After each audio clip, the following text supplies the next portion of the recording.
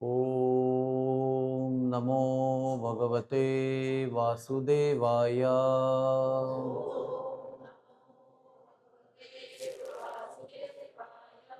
ओम नमो भगवते वासुदेवाय।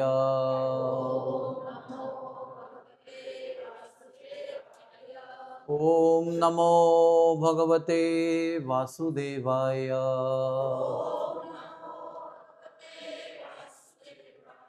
हरे कृष्णा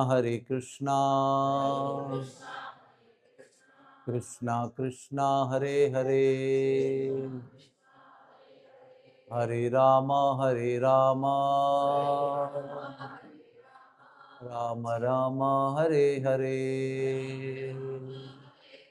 ओम ज्ञानतिमिरान्धस्य ज्ञानाञ्जनशलाकया चक्षुरुन्मिलितं येन तस्मै श्रीगुरुवे नमः। तस्मै श्रीगुरुवे नमः। श्रीचैतन्यमनोभीष्टं स्थापितं येन भूतले स्वयं रूप कदा मह्यं ददाति स्वपदान्तिकं। श्रीकृष्ण चैतन्य प्रभु नित्यानंद श्री अद्वैत गदाधर श्रीवासदि गौर भक्तवृंद। हरे कृष्णा कृष्णा कृष्णा हरे हरे, हरे राम राम राम हरे हरे। हरे कृष्णा। तो आज हम सब लोग श्वेत गंगा स्थान का दर्शन करने गए थे, जो है कि बहुत ही सुंदर और विशाल कुंड है, जहाँ पर स्वयं गंगा देवी प्रकट हुई है और जगन्नाथपुरी में आश्रय प्राप्त किया है गंगा देवी ने। वृंदावन में भी उनकी कहानी ऐसी है। यमुना देवी को भगवान ने अपने जन्म से ही इतना उत्कट अंग संग दिया है। जन्म होते ही यमुना जी में कूद पड़े भगवान। एक कथा में ऐसे आता है कि उन्होंने अपने बालक ने चरण बाहर निकाले और जमुना जी ऊपर ऊपर आके चरणों को स्पर्श किया और दो भाग में हो गई, विभाजित। लेकिन एक में कथा में ऐसा है कि भगवान वसुदेव के टोकरी से कूद पड़े और कुछ क्षणों के लिए गायब हो गए पानी में। अंधेरा तो था ही, वैसे भी अंधेरा था, घनघोर वर्षा थी, कड़ाके की बिजली थी, बहुत सारे ऐसे वातावरण थे। उसमें वो कूद गए तो वो जब गुम हो गए तो उन्होंने कहा, कोई लो मेरे लाला को कोई लो। अर्थात मेरे खोए हुए लाला को कोई उठा लो। तो उस घाट का नाम पड़ा कोयलो घाट। जहाँ पर भगवान ने, वसुदेव ने जोर जोर से पुकारा, कोई लो। तो ये सब मैं बताने के लिए कुछ 2 मिनट लगे होंगे आपको, लेकिन ये कुछ ही क्षणों में हुआ ये सब कुछ।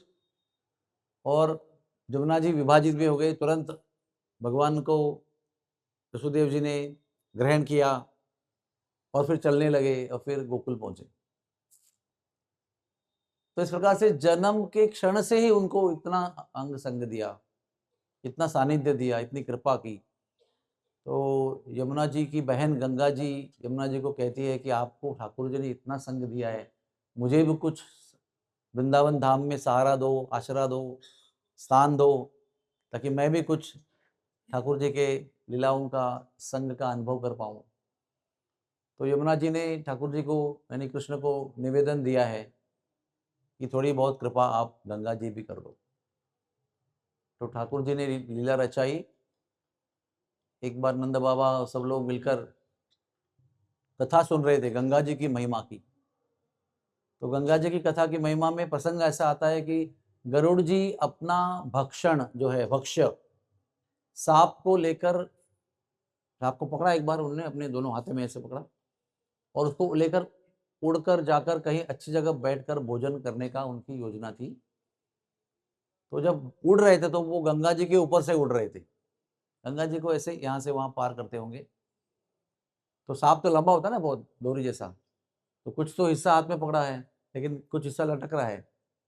तो लटकने वाला हिस्सा हिस्सा जो था, सांप की पूंछ थी ना, टेल, उसका स्पर्श गंगा जी के जल के पृष्ठभाग को हुआ। और जैसे ही गंगा जी के पृष्ठभाग को सांप के शरीर का निचला हिस्सा स्पर्श हुआ, सांप का रूपांतर चतुर्भुज विष्णु दूत की तरह हुआ। यानी अचानक चतुर्भुज यानी शंख चक्र पद्माधारी, पद्म गदाधारी विष्णु दूत वैकुंठवासी शरीर प्राप्त हो गया। तो ऐसे पकड़ा था ना उसने, तो वो ऐसे हो गया। देखा नीचे क्या हो गया, तो जिसको पकड़ा था वो तो भी वैकुंठवासी बन गया। तो गरुड़ जी ने उनको खाने के बदले में, अभी तो खाने के लिए से रहे ना, वो अपने पीठ पे डाला उनको और वैकुंठ में छोड़ के आए। तो क्या अभी वो इस पृथ्वी के कोई निचले योनि के जीव नहीं है, अभी तो वो वैकुंठवासी हो गए, कि मुक्ति हुई। तो ये अभी कथा चल रही है जो नंद बाबा और सब लोग सुन रहे हैं। तो जैसे ही ये प्रसंग आया कि उसका रूपांतर विष्णु दूत के शरीर में हुआ, उसकी सारूप्य मुक्ति हुई और वो वैकुंठ चले गए, नंद बाबा तुरंत खड़े हो गए वहां पर, बोले हमको अभी गंगा जी जाना है और अभी स्नान करना है। तो सारे ब्रजवासी जो है वो नंद बाबा के प्रेमी हैं, वो भी सब चले। और कृष्ण को जब भी कोई ब्रजवासी, खास करके माता पिता ब्रज के बाहर जाने की योजना बनाते हैं तो उनको अच्छा नहीं लगता। हरे कृष्णा, उनको अच्छा नहीं लगता, क्योंकि भगवान को, स्वयं को ब्रज इतना प्रिय है, ऊपर से वो अपना भगवान की स्थिति, भगवान का पोजीशन जो है वो छोड़ के ब्रज में आते हैं ना वो, क्योंकि ब्रज में उनको कोई जानता नहीं है, हवा चाहिए मुझे, कोई जानता नहीं उनको भगवान को कि वो भगवान है। इतना सब व्यवस्था करके भगवान ब्रज में आए और ब्रज के लोग ब्रज के बाहर जाना चाहते हैं, तो उनको अच्छा नहीं लगता। तो वो उनको बताते, बाबा आप क्यों जा रहे हो बाहर? वो कहते अभी हमको गंगा जी में स्नान करना है। तो नंदलाला कहते हैं कि आप है ना मेरे साथ चलो, क्योंकि ये कथा गोवर्धन में चल रही थी। तो सब लोग उनके साथ चले, वो उनको गोवर्धन के बीच में लेके आए और सारे ब्रजवासी छोटे से बालक के पीछे चल रहे, बालक उनको गोवर्धन के बीच में लेके जा रहे हैं और सबके आंखों के सामने बालक कृष्ण के हृदय से गंगा जी प्रकट हुई, देवी रूप में, नदी रूप में नहीं, और सामने जाके हाथ जोड़ के खड़ी हो गई। पहले तो प्रकट हुई एक आश्चर्य था, दूसरा आश्चर्य वो जो वंदनीय पूजनीय गंगा देवी है वो मेरे बालक को हाथ जोड़ के खड़ी है, दूसरा आश्चर्य था। तीसरा आश्चर्य था वो कहने लगी, हे मेरे भगवान क्या मेरे लिए आज्ञा है, तीसरा आश्चर्य। और बड़े ठाठ से हमारे लाला बालक उनको आदेश दे रहे हैं कि आपको जल को, आपके जल को यहाँ प्रस्तुत करो, आप प्रकट करो, हम लीला करेंगे।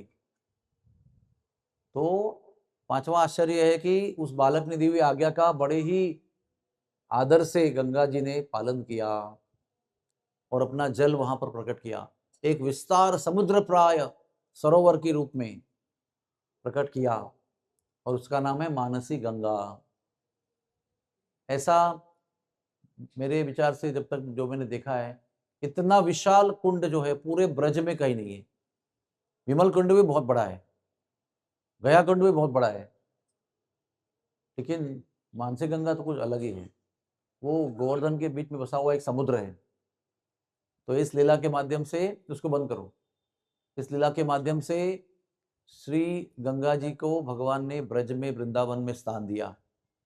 अभी कुछ स्थान दिया एक लीला के माध्यम से, ठीक है, वहां पर समाप्त नहीं होता है। भगवान ने पूरे अपने लीला में श्वेत गंगा यानी मानसी गंगा का जो उपयोग है वो नौका विहार लीला के लिए किया। गोपियों के साथ में चटपटी नौका लीलाएं, नौका विहार उन्होंने वहां मनाया। तो उसी प्रकार से भगवान के हर धाम में, हर नदी को, हर कुंड को, हर सरोवर को, हर तीर्थ स्थान को आश्रय लेने की इच्छा होती है। क्योंकि तीर्थ और धाम का क्या अर्थ होता है? वो जगत के जीवों को पावन करने के लिए, पवित्र करने के लिए, पाप मुक्त करने के लिए यहाँ उपस्थित रहते हैं, ताकि हम उनके साथ स्नान करें, दर्शन करें, आचमन करें, प्रार्थना करें। उन व्यक्तिमत्वों का होने का पर्पज, उद्देश्य एक ही होता है, जीवों का कल्याण करें। लेकिन उनके अंदर जो जीवों का कल्याण करने की, पाप हरण करने की शक्ति होती है, उनको भगवान से ही प्राप्त होती है। हमारे पास जो भी शक्ति है, वो शक्ति हमको जो करने की शक्ति हमारे पास, कला है, कोई ऐश्वर्य है, कोई कुशलता है, वो सब भगवान गीता में कहते हैं वो मेरा ही आपके लिए भेंट है, मेरी तरफ से वो शक्ति आपको प्राप्त होती है। तो धाम को भी, तीर्थ को भी पाप मोचन करने की शक्ति जो है वो भगवान से प्राप्त होती है। और भगवान का एक स्वरूप ऐसा है, उनका स्वयं का धाम, वो ही उनको शक्ति देता है। तो अपने अंदर की जो लोगों को शुद्ध करने की शक्ति है, वो स्वयं सारे धाम और तीर्थ भगवान के धाम में आश्रय प्राप्त करके शक्ति प्राप्त करते हैं। इसलिए ये सारे तीर्थ जितने भी है, प्रयागराज लेकर सारी नदियां जो हैं, वो अक्षय तृतीया के दिन पावन सरोवर में, नंदगांव में जाकर स्नान करते हैं। साल भर में जो इकट्ठा किए हुए पाप हैं उनके, वो अक्षय तृतीया के दिन एक दिन छुट्टी लेकर, उसका नाम नंद सरोवर था, तो नंद सरोवर में जाके स्नान करते हैं और अपने आप को पाप से मुक्त पाते हैं, पुनः तेज को प्राप्त करते हैं, तेजस्वी हो जाते हैं, और फिर अपने अपने जगह पर फिर वो सेवा करने के लिए चले जाते हैं। तो ये धाम है। तो ये जो श्वेत गंगा है, ये जगन्नाथ मंदिर के दक्षिण दिशा में है, और बालाशाही रोड जो स्वर्ग द्वार की ओर जाता है, समुद्र की ओर, उसी जगह पर ये पवित्र स्थान है। ये गंगा जी स्वयं है, और जो श्वेत गंगा में स्नान करके वहाँ के जो मंदिर में श्वेत माधव और श्वेत मत्स्य के मूर्तियों का दर्शन है, आशा है आपने किया होगा। श्वेत गंगा के पास में ही दो जगह पर मंदिर हैं, वहाँ पर श्वेत माधव की विग्रह है और मत्स्य भगवान का भी अवतार का विग्रह है। ये करने से सभी प्रकार के पापों का नाश होता है। और विशेष बात कही है जो आपको विचार करने लायक है, कि कभी कभी हमारे हाथ से प्रसाद के प्रति अपराध होता है। प्रसाद के प्रति अपराध कैसे होता है? उसको आधा खा के छोड़ देना, उसको गटर में फेंक देना, या उसको लांघना। कभी आप देखते हैं ना, कभी कभी बहुत जल्दी जल्दी में परोसने के लिए बहुत लोग भागते रहते हैं, दाल दाल दाल, सब्जी सब्जी सब्जी, राम रस राम रस राम रस। तो कभी कभी लोगों के थाली के ऊपर से भी ऐसे लांघ कर चलते हैं, प्रसाद के ऊपर चलते हैं। या कभी कभी प्रसाद कहीं गलती से गिरा होगा, तो हमको पता नहीं था, हम उसके ऊपर लांघ के चले जाते हैं, हमको पता नहीं क्या गिरा हुआ है, हम भी जल्दी में हैं। तो प्रसाद को इस प्रकार से अपराध करना बहुत गंभीर माना गया है, क्योंकि स्वयं कृष्ण है वो, हम किसी व्यक्ति के ऊपर भी लांघ के नहीं जाते। तो प्रसाद स्वयं भगवान है। तो खास करके जगन्नाथ के प्रसाद के प्रति किया हुआ अपराध और बाकी अन्य अपराध श्वेत गंगा में स्नान करने से नष्ट हो जाते हैं। कहते हैं एक साल में एक बार। अभी आज आपके जब दर्शन करने गए थे तो श्वेत गंगा का रंग कैसा था दूर से, बताए? डीप ग्रीन, हाँ डीप ग्रीन, हरा रंग का था ना वो। लेकिन एक साल में एक बार विशिष्ट तिथि को वो पूरा पानी एकदम ट्रांसपेरेंट सफेद हो जाता है, इसलिए उसका नाम लिखा गया है श्वेत गंगा। फिर स्कंद पुराण में उत्कल खंड में राजा श्वेत की कहानी आती है। राजा श्वेत जो था, अभी उत्कल खंड का अर्थ क्या होता है? उत्कल देश का अर्थ है उड़ीसा देश, उसको उत्कल देश संस्कृत में माना जाता है। तो स्कंद पुराण में सारे भगवान के सारे तीर्थों की महिमा का वर्णन है। पुरुषोत्तम क्षेत्र महात्म्य, पांडुरंग पुंडरी क्षेत्र महात्म्य, वृंदावन महात्म्य, आप अयोध्या महात्म्य, आप जो भी जितने भी पवित्र स्थान है जो पुराणों से प्रसिद्ध हैं, उन सबका महात्म्य स्कंद पुराण में दिया है। तो उसमें उत्कल खंड में एक कहानी आती है जो राजा इंद्रद्युम्न के बाद वाली कहानी है। राजा इंद्रद्युम्न जो है वो चैतन्य महाप्रभु के समय पे थे, उसके बाद की कहानी है ये। तो वो रोज जगन्नाथ जी के लिए एक एक विग्रह जो है, एक एक व्यंजन भोजन का आइटम जो है लेके जाते थे भोग लगाने के लिए मंदिर में। और जब भगवान की आरती होती थी तो वहाँ खड़े रह के आरती अटेंड करते थे।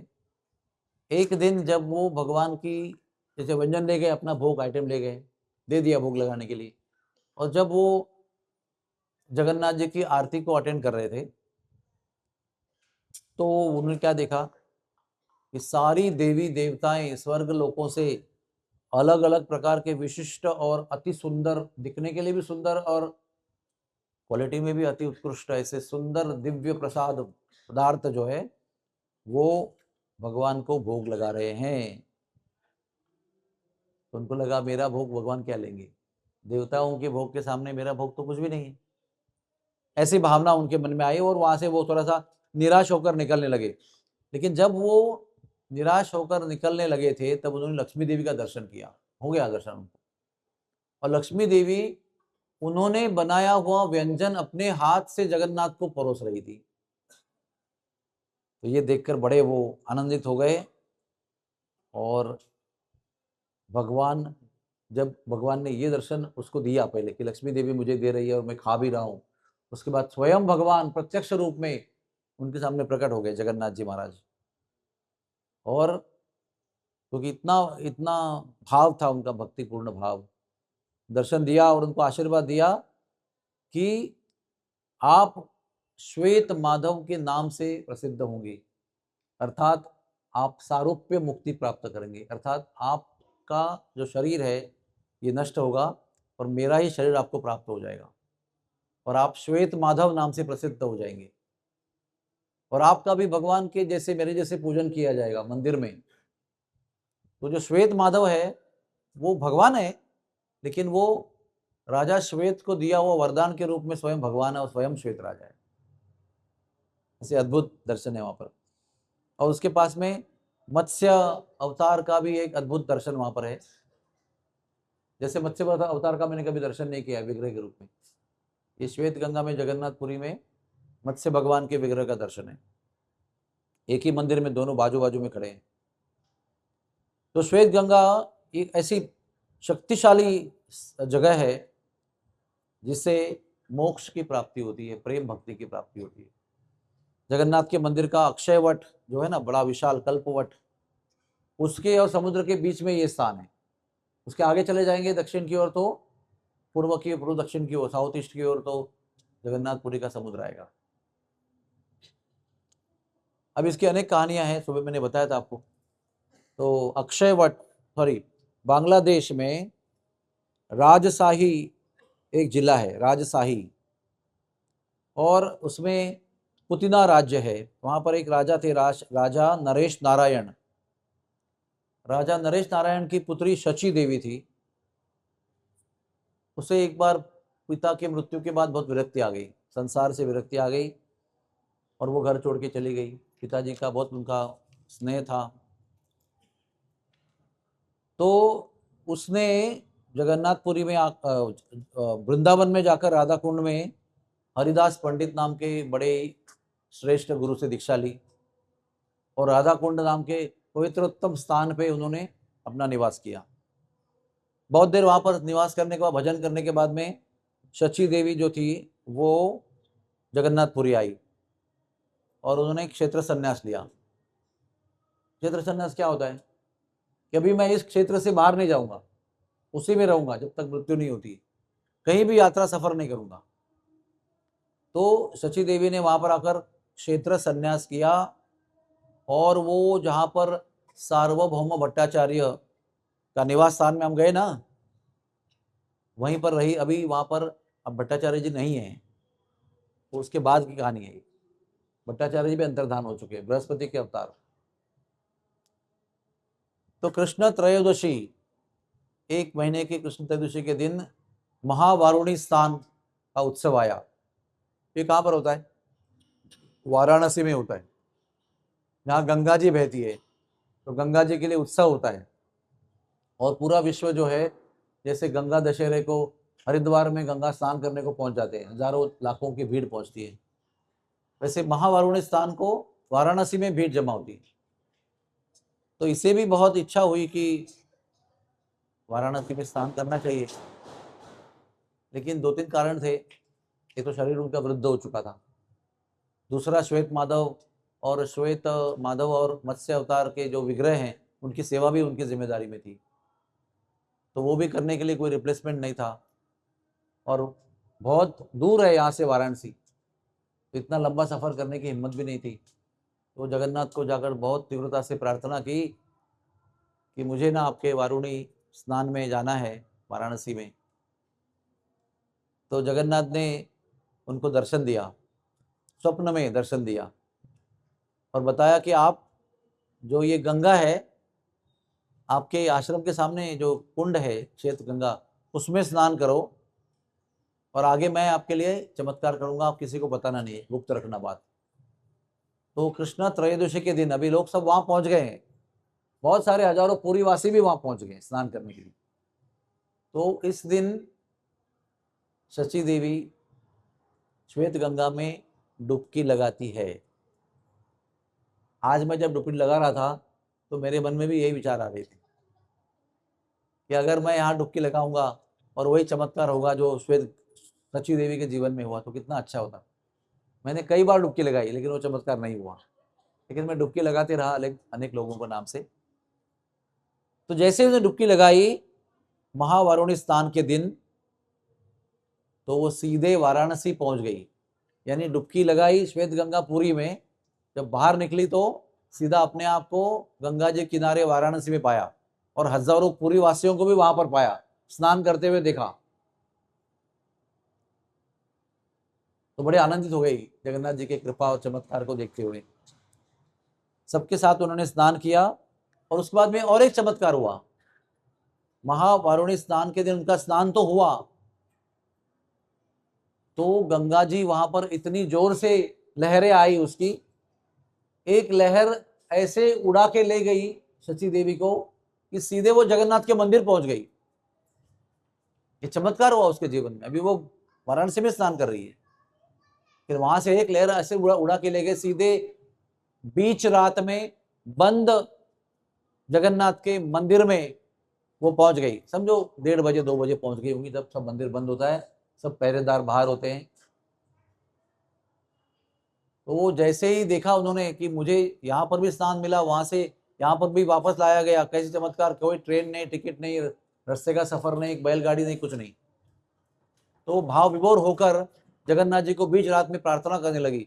जगन्नाथ भी उनको दर्शन देने लगे, और जोर जोर से उनकी प्रार्थना सुनकर सब चोर आया सोचकर सब सिक्योरिटी अंदर भाग के आई। देखी तो ये स्त्री अंदर से जगन्नाथ को पुकार पुकार कर प्रार्थना कर रही है। तो उनको लगा कि ये चोरी करने के लिए अंदर आई है, क्योंकि इतना पहरा होता है, रात को मंदिर बंद है तो कैसे आ सकती हो। तो उसको मारने के लिए दौड़े वो। उस समय जगन्नाथ ने अपने ध्वनि से उनको आदेश दिया, ये सब मेरी लीला है, मैं चाहता था कि मेरे मंदिर में बीच रात में आए प्रार्थना करे, इसलिए मैंने ये सब चमत्कार किया हुआ है। तो सब मारने के बदले में उनके चरणों में गिर गए, और इतने सम्मान के साथ में उनको घर छोड़ के आए सब सिक्योरिटी, सुरक्षा अधिकारी। तो ये एक लीला है श्वेत गंगा की। वे आगे सुनते जाइए। जगन्नाथ के एक सेवक थे, पुजारी सेवक, उनका नाम था तलाचू मोहपात्रा। हाँ, ये सब उड़िया के नाम है। तो उसको भी वाराणसी जाने की और स्नान करने की इच्छा थी। वो भी बहुत वृद्ध और कमजोर हो चुका था, जा नहीं पाया। तो जगन्नाथ भगवान को प्रार्थना किया, तो जगन्नाथ भगवान ने कहा कि आप श्वेत गंगा में स्नान करो। वो स्नान किया, डुबकी लगाई, तो वो भी वाराणसी पहुंच गया। मणिकर्णिका घाट है वाराणसी, बहुत फेमस घाट है मणिकर्णिका घाट, पता नहीं आपने दर्शन किया कि नहीं। तो उन्होंने गंगा जी को प्रणाम किया, वहां पर बार बार डुबकी लगाई, और अनेक बार डुबकी लगाने के बाद एक फाइनल डुबकी लगाई और बाहर निकला, तो वो श्वेत गंगा में बाहर निकला। बड़ा चमत्कारिक स्थान है ये। अभी आगे की कथा सुनिए, ये तो बहुत विचित्र कथा है। हाँ, पुष्पलक नाम का एक जगन्नाथ का पुजारी था, जगन्नाथ के सेवक। ये जगन्नाथ के जो सेवक है ना, ये सेवा करने वाले, ये बड़े अद्भुत जीव हैं। हाँ, पूरे दुनिया में जगन्नाथ के सेवक अद्भुत है, क्योंकि जहां जहां भगवान के विग्रह की स्थापना की गई है, वहां वहां केवल उच्च कुल के ब्राह्मण की उनकी सेवा कर सकते हैं। उसी कुल के जो ब्राह्मण हैं वो पीढ़ी जात परंपरागत उनको उनकी सेवा दीक्षा होती है, फिर वो सेवा में प्रवेश करते हैं। बाकी सब लोग खाली दर्शन करते हैं, लेकिन सेवा का अधिकार केवल उनको ही है। लेकिन जगन्नाथ के सेवक जो है वो ब्राह्मण नहीं होते, यानी ब्राह्मण भी होते हैं, लेकिन ब्राह्मण भी होते हैं, क्षुद्र भी होते हैं, क्षत्रिय भी होते हैं, वैश्य भी होते हैं। हर प्रकार के जीव जगन्नाथ की सेवा में लगे हुए हैं। और खास करके जो जगन्नाथ के निकट रहकर विग्रहों की सेवा करते हैं वो सखा भाव में, यानी फ्रेंड है। वो जगन्नाथ के हाथ पे ऐसा हाथ खड़े खड़े हो जाएंगे ऐसे। और आप पूछेंगे रथ कभी निकलेगा, तो बोलेंगे कालिया जाने, उनको कालिया बोलते हैं एज अ फ्रेंड। और रथ में ऐसे उनके हाथ पर हाथ खड़े होते हैं ऐसे, जैसे हम लोग नहीं कर सकते ना भगवान को पीठ दिखाकर ऐसे आराम से। तो भगवान को अपना मित्र मानते हो, सखा भाव में सेवा करते। तो ऐसा ही एक सेवक था पुष्पलक, उसने भी श्वेत गंगा में एक दिन डुबकी लगाई। एक मिनट। तो वो गंगा जी के पास पहुंच गया। अभी वो गंगा जी के पास वाराणसी में निकला, स्नान वान किया, पूजन किया। ऐसा अच्छा है ना, कभी यहाँ पे स्नान करेंगे तो वहां निकलेंगे, ऐसे वो होता है। जब भी वो होता है ना सिंह, क्या नाम, कुंभस्थ मेला या क्या बोलते हैं उसको, कुंभ मेला। कुंभ मेला में नागा बाबाओं को आज तक किसी ने देखा नहीं। वो कहाँ से आते हैं, कहीं ट्रेन में बैठे हैं विदाउट टिकट, कहाँ पर रोड पे चल रहे हैं, कहीं बैलगाड़ी में बैठे हैं, कहीं घोड़ा गाड़ी में बैठे हैं, कभी दिखाई नहीं पड़ता है। वो केवल हिमालय में मिलेंगे आपको, और वही सब जगह हिमालय में नहीं दिखेंगे आपको। एकदम गहरे हिमालय में वहां पर उनका दर्शन होगा। तो वो क्या करते हैं बताया, वो बहुत सिद्ध आत्मा होते हैं। वो भागीरथी गंगा में हिमालय में डुबकी लगाते हैं और सीधे जहां पर कुंभ मेला चल रहा है वहां पर प्रकट हो जाते हैं। नासिक में हो, नासिक में निकल जाते हैं गोदावरी में, और इलाहाबाद में तो इलाहाबाद में निकल जाते हैं, प्रयाग में, कभी उज्जैन में निकल जाते हैं, जहां पर भी हुआ है वहां पर प्रकट हो जाते हैं। और वहां पर आपको पूरा दर्शन देंगे, सब जगह पूरा अपना त्रिशूल लेके, कभी यहाँ से भाला घुसा के कान से यहाँ पर निकालते, यहाँ से निकालते हैं, क्या क्या चमत्कार करते हैं। और उनका एक स्नान का समय होता है, उनको ही उसी समय वही स्नान करेंगे, उनका अधिकार है नागा बाबाओं का। और फिर वो कुंभ मेला समाप्त हो गया, चौथा पांचवा स्नान, जब लास्ट स्नान समाप्त हो गया, तो अचानक वो वापस नदी में स्नान करेंगे, कहीं भी संगम की जगह जरूरत नहीं है, डुबकी लगाएंगे और वहीं से गायब हो जाएंगे, सीधा हिमालय में निकलेंगे। ये उनका चमत्कार आज भी है, ये सत्य है। तो ये निकला बाहर, तो वहां पर एक स्त्री उनको मिलने आई। अब इसके पीछे कहानी क्या है, वो गंगा जी के पास भगवान का जो विग्रह है ना, वहां पर इस लड़की के पिताजी जो है वो जगन्नाथ को, कृष्ण को, विष्णु को प्रार्थना कर रहे हैं कि मेरी पुत्री के लिए कोई अच्छा वर मिले। और उसकी प्रार्थना ऐसी थी पिताजी की कि मेरी कन्या को ऐसा पति मिले जो आपकी जगन्नाथ की सेवा में रुजू हो। समझ में आया आपको? मुझे ऐसे परिवार में विवाह करना है, या पिताजी कह रहे मेरी बेटी का विवाह ऐसे परिवार में होना चाहिए कि जो परिवार जगन्नाथ की सेवा में हो। और जगन्नाथ के पूर्व पुजारियों का जो सेवाओं का क्या नियम है वो अपने परिवार के बाहर किसी विवाह नहीं कर सकते हैं। समझ में आया आपको? अगर वो विवाह करेगा तो सेवा से बात किया जाएगा। तो अगर इसको जगन्नाथ का सेवक पति के रूप में मिलेगा भी, विवाह हो भी जाएगा, तो यहाँ का समाज उसको सेवा से बाहर कर देगा। तो कैसा होगा? तो फिर भी लेकिन प्रार्थना तो कर रहे हो, चमत्कार तो भगवान करेंगे ना, हम तो प्रार्थना करेंगे केवल। हमारा काम प्रार्थना करना है, चमत्कार करना भगवान का काम है। तो वो जो कन्या थी, उस ब्राह्मण की जो पुत्री थी, वो उसके पास आई। अभी वो पूरी भी स्नान करके वहां प्रकट हो गया है।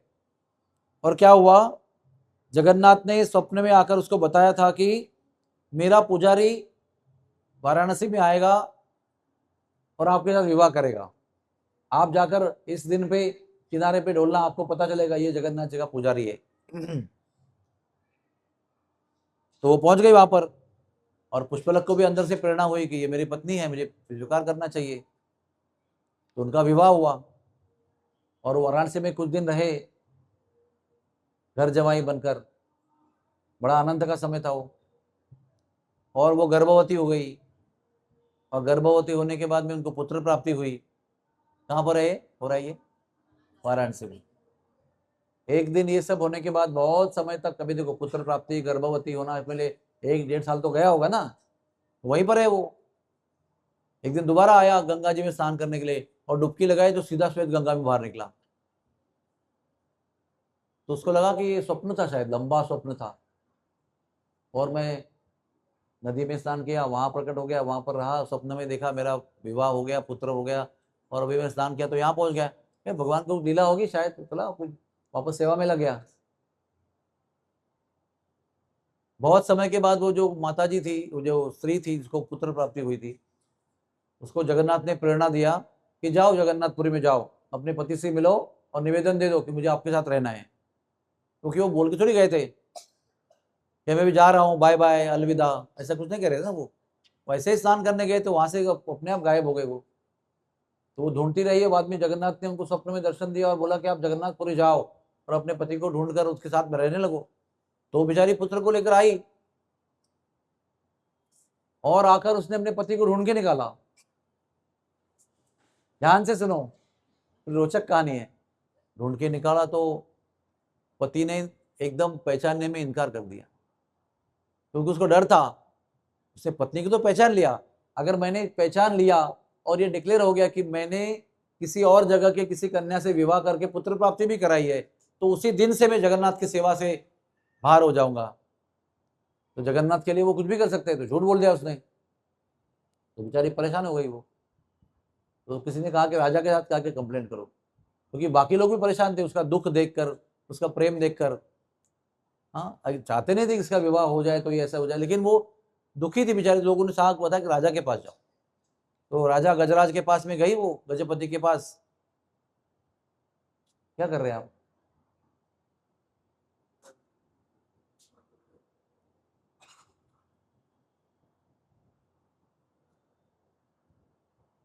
तो राजा के पास गई, और राजा को कहा कि ये पुष्पलक जो है मेरा पति है, और मुझे अभी पहचानने में इनकार कर रहा है, आप मेरे पर न्याय करो। तो उसने पुष्पलक को बुलाया। पुष्पलक ने कहा मैं इसको पहचानता नहीं हूँ।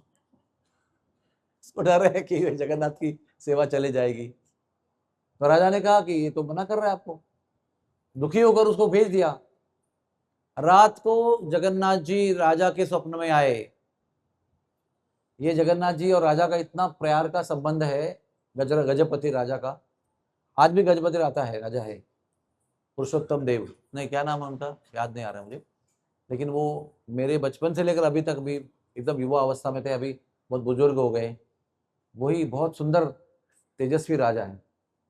तो ये पीढ़ी जात उस पीढ़ी में राजा होते हैं। तो उस राजा के स्वप्न में कई बार भगवान आते हैं और प्रत्यक्ष आदेश दे देते हैं, दर्शन देकर। तो उस रात को जब जिस दिन सभा हुई, सुबह न्याय हुआ कि नहीं तुम्हारी पत्नी नहीं है, ये तुम्हारा पति नहीं है, जगन्नाथ जी आए, बोले ये उसकी पत्नी है, और मेरे ही आदेश से, इच्छा से उसका विवाह मैंने ही कराया है। मैंने ही प्रेरणा दी थी उनको, जाओ गंगा किनारे। तो ये गंगा के अंदर प्रकट हुए थे, मैंने उनको सब कुछ प्रसंग जो मैंने कथा बताई वो आपको उन्होंने, भगवान ने जगन्नाथ के राजा को बताई। तो राजा बीच में रात को हड़बड़ा के उठा, सुबह होते ही वापस दोनों को बुला लिया और पुष्पलक को डांटा कि तुम झूठ क्यों बोल रहे हो। बोला क्या करूं महाराज, मैं तो सेवा खोने की डर में हूं, इसलिए मैं झूठ बोल रहा हूं। तो स्वप्न में जगन्नाथ जी ने राजा को यह भी आदेश दिया कि आपके पास 119 जातियां हैं जो मेरी सेवा कर रही है। ब्राह्मण भी है, उसमें शबर भी है, उसमें शूद्र भी है, उसमें सब लोग है। एक और जाति 118 थी उस समय, एक और 119वीं जाति ऐड करो आप, उसका नाम रखो सावता निगोजा, यानी सावत्र, यानी स्टेप मदर। इस वंश के नहीं है वो, है ना। तो आदेश दिया और कहा कि एक नई जाति बना लो। राजा को आदेश दिया और उसको स्वीकार भी करो मेरे सेवा में, मुझे मंजूर है। मैं पुष्पलक की इस भक्त जो पत्नी है, उसके बालक को मेरी सेवा में वंश के रूप में स्वीकार करना चाहता हूं। अभी भगवान कभी अपना काम आधा नहीं छोड़ते। उन्हें ये भी उनको गाइडेंस दिया कि उनको क्या सेवा दी जाए जो मैं स्वीकार करूंगा। तो क्या सेवा दिया उनको? श्वेत गंगा का नियंत्रण, यानी पूरी सेवा मेंटेन करने का। चक्र तीर्थ, जहां पर चक्र को भगवान ने निवास दिया है पुरुषोत्तम क्षेत्र में, एक बड़ा स्थान है चक्र तीर्थ, उसका नियंत्रण दिया। इंद्रद्युम्न सरोवर, जो अभी हम कल जाएंगे देखने के लिए, उसका मेंटेनेंस का सेवा दिया।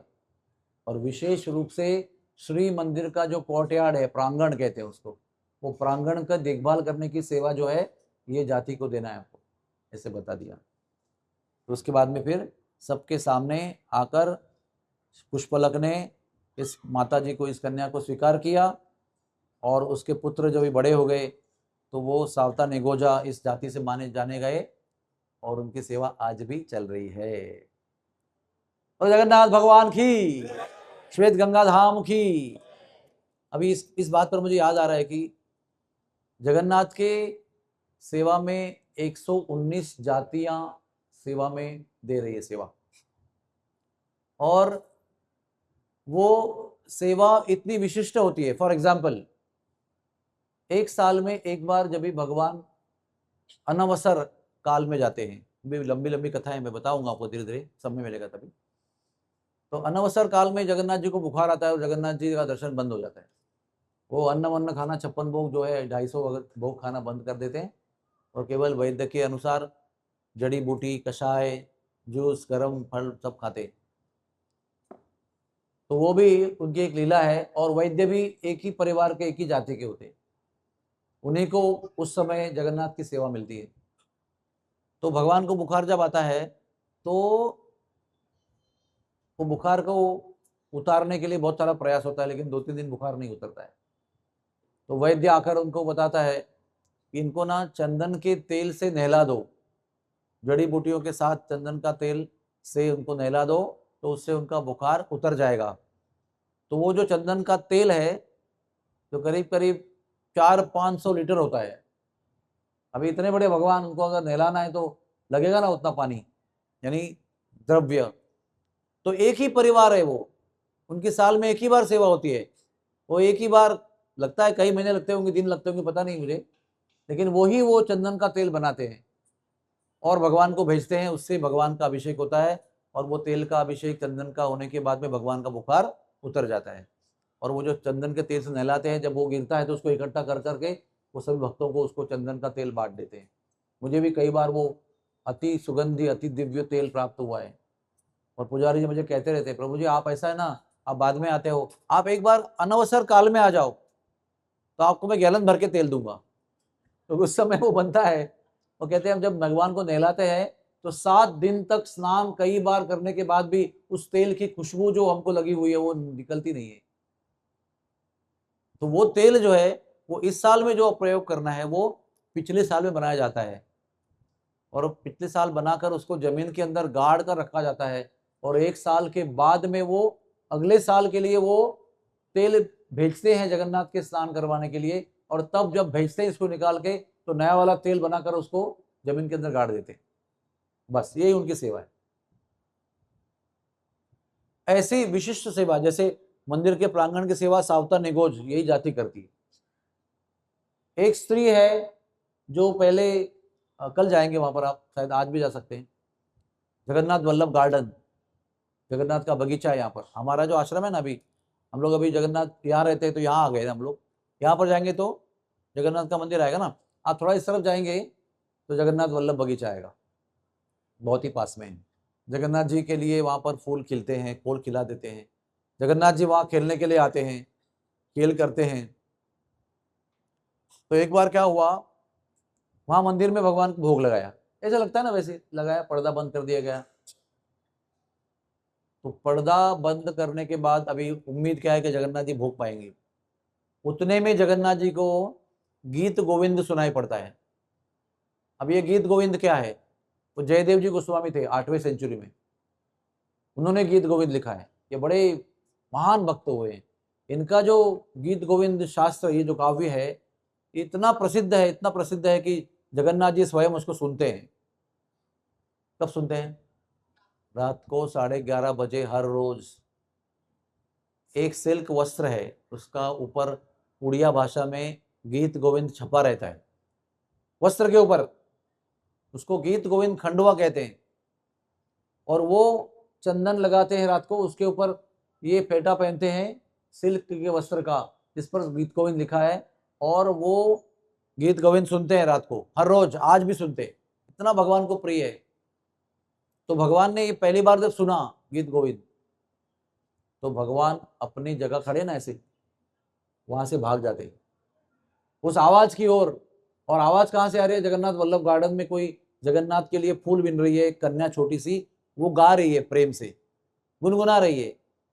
और जगन्नाथ जी भाग भाग के आते हैं, भाई मेन रोड से नहीं आते, क्योंकि वो लोग देखेंगे तो जंगल के रास्ते से, कांटों के झाड़ी के रास्ते से जाते हैं, तो रास्ता में उनके सारे कपड़े कांटों में फट जाते हैं। और उस लड़की को डिस्टर्ब भी ना किया जाए इसलिए झाड़ी में छुपते हैं और बड़े ध्यान से उसका गीत गोविंद सुनते हैं। उतने में वहां पर भोग निकालने का समय होता है और घंटी बजती है। घंटे की आवाज सुन के ये वापस झाड़ियों में से भागते हैं और उनके कपड़े फटते हैं, और पुजारी ने पर्दा खोलने के पहले ऐसे खड़े हो जाते। लेकिन पहले में अभी फर्क क्या है बताओ?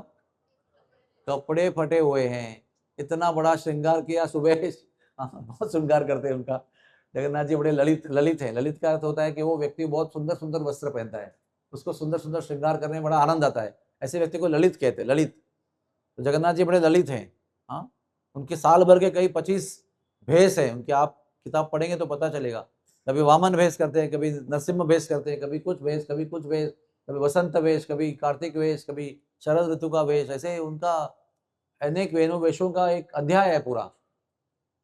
तो बड़े प्रेम श्रृंगार करते हैं वो। अभी वो श्रृंगार सारे फटे हुए हैं और हमने तो खाली भोग लगा के पर्दा बंद किया था। तो सब लोग जगन्नाथ को पूछ रहे, जगन्नाथ जी क्या हुआ? जगन्नाथ जी बोल रहे खड़े। स्वप्न में रात को चीफ पुजारी के स्वप्न में आए और बोला कि आज आप सब लोग परेशान हो कि किसने मेरे कपड़े फाड़े, लेकिन मैं आपको रहस्य के बाद बताना चाहता हूँ, मेरे कपड़े किसी ने नहीं फाड़े। मैं ही गीत गोविंद सुनने के लिए जगन्नाथ मेरे गार्डन में गया था, छुप छुप के झाड़ियों के कांटों के रास्ते में, तो आते जाते मेरे कपड़े फट गए। तो भक्त तो भगवान पर प्रेम करते हैं, वो सोचते हैं कि इतना भगवान को अगर गीत गोविंद अच्छा लगता है तो फिर हम लोग जाना चाहिए और लड़की को ढूंढ के निकालना चाहिए। तो वो भगवान बताते हैं किस समय पर मैं गया था, तो उनको पता है वो कौन से समय भोग लगाया था।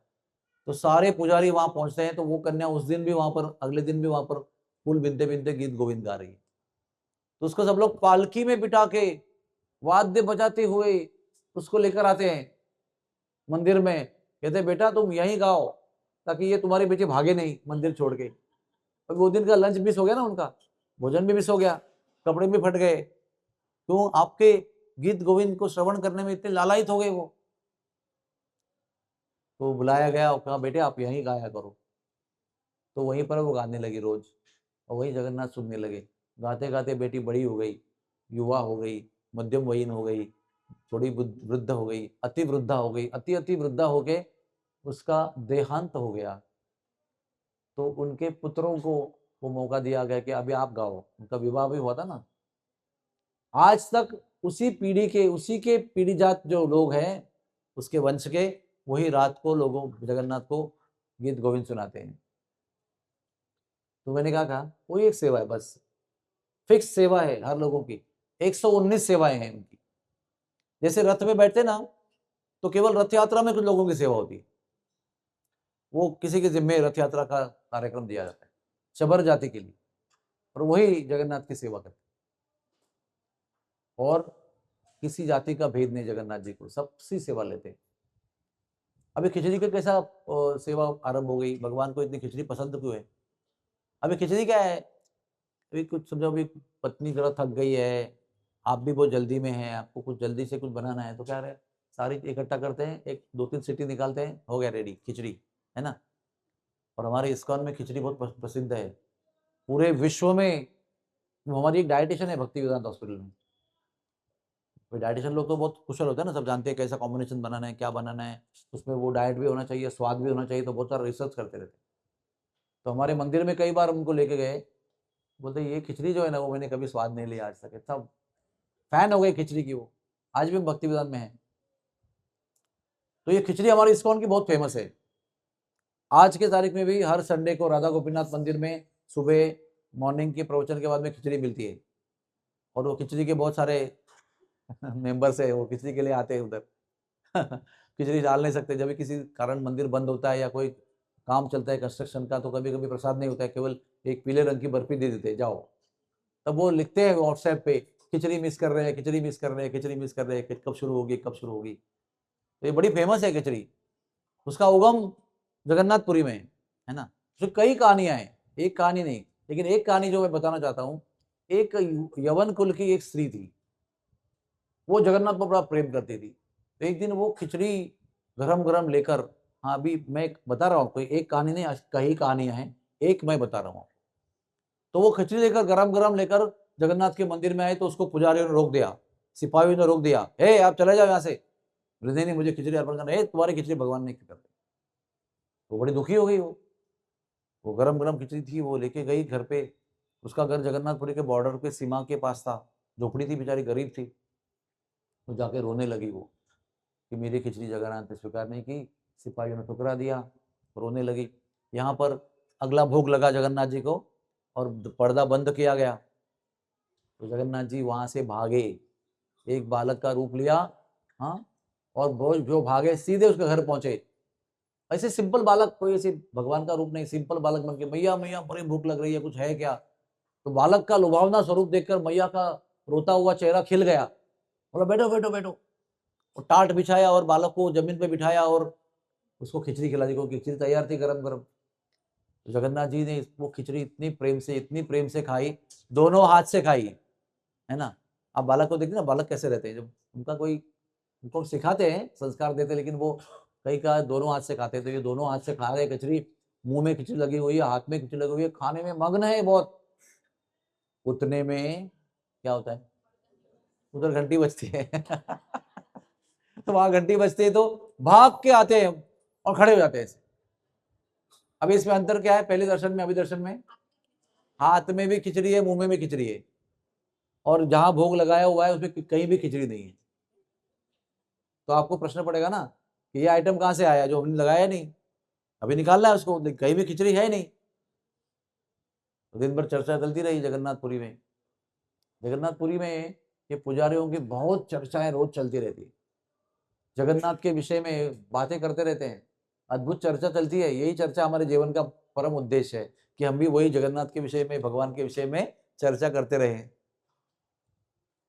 रात को चीफ पुजारी को भगवान ने स्वप्न दिया कि आज मेरी प्रिय भक्त जो है वो मेरे पास आई थी खिचड़ी लेकर, आपने ठुकरा दिया। तो बाद में आप सोचते रहे कि वो कहाँ से आया खिचड़ी, तो मैं उसके घर से खा के आया। तो आपने ठुकरा दिया, मुझे खाना था उसको, मैं खा के आया। तो फिर वो ढूंढ के उसके घर पे गए, उसको पालके में बिठा के घर पे लेके आए, वहां मंदिर में लेके आए। बोले रोज तुम खिचड़ी बना के लाया करो, हम भगवान को लगाया करके। इस प्रकार से भगवान को वो खिचड़ी लगाना चालू हो गया।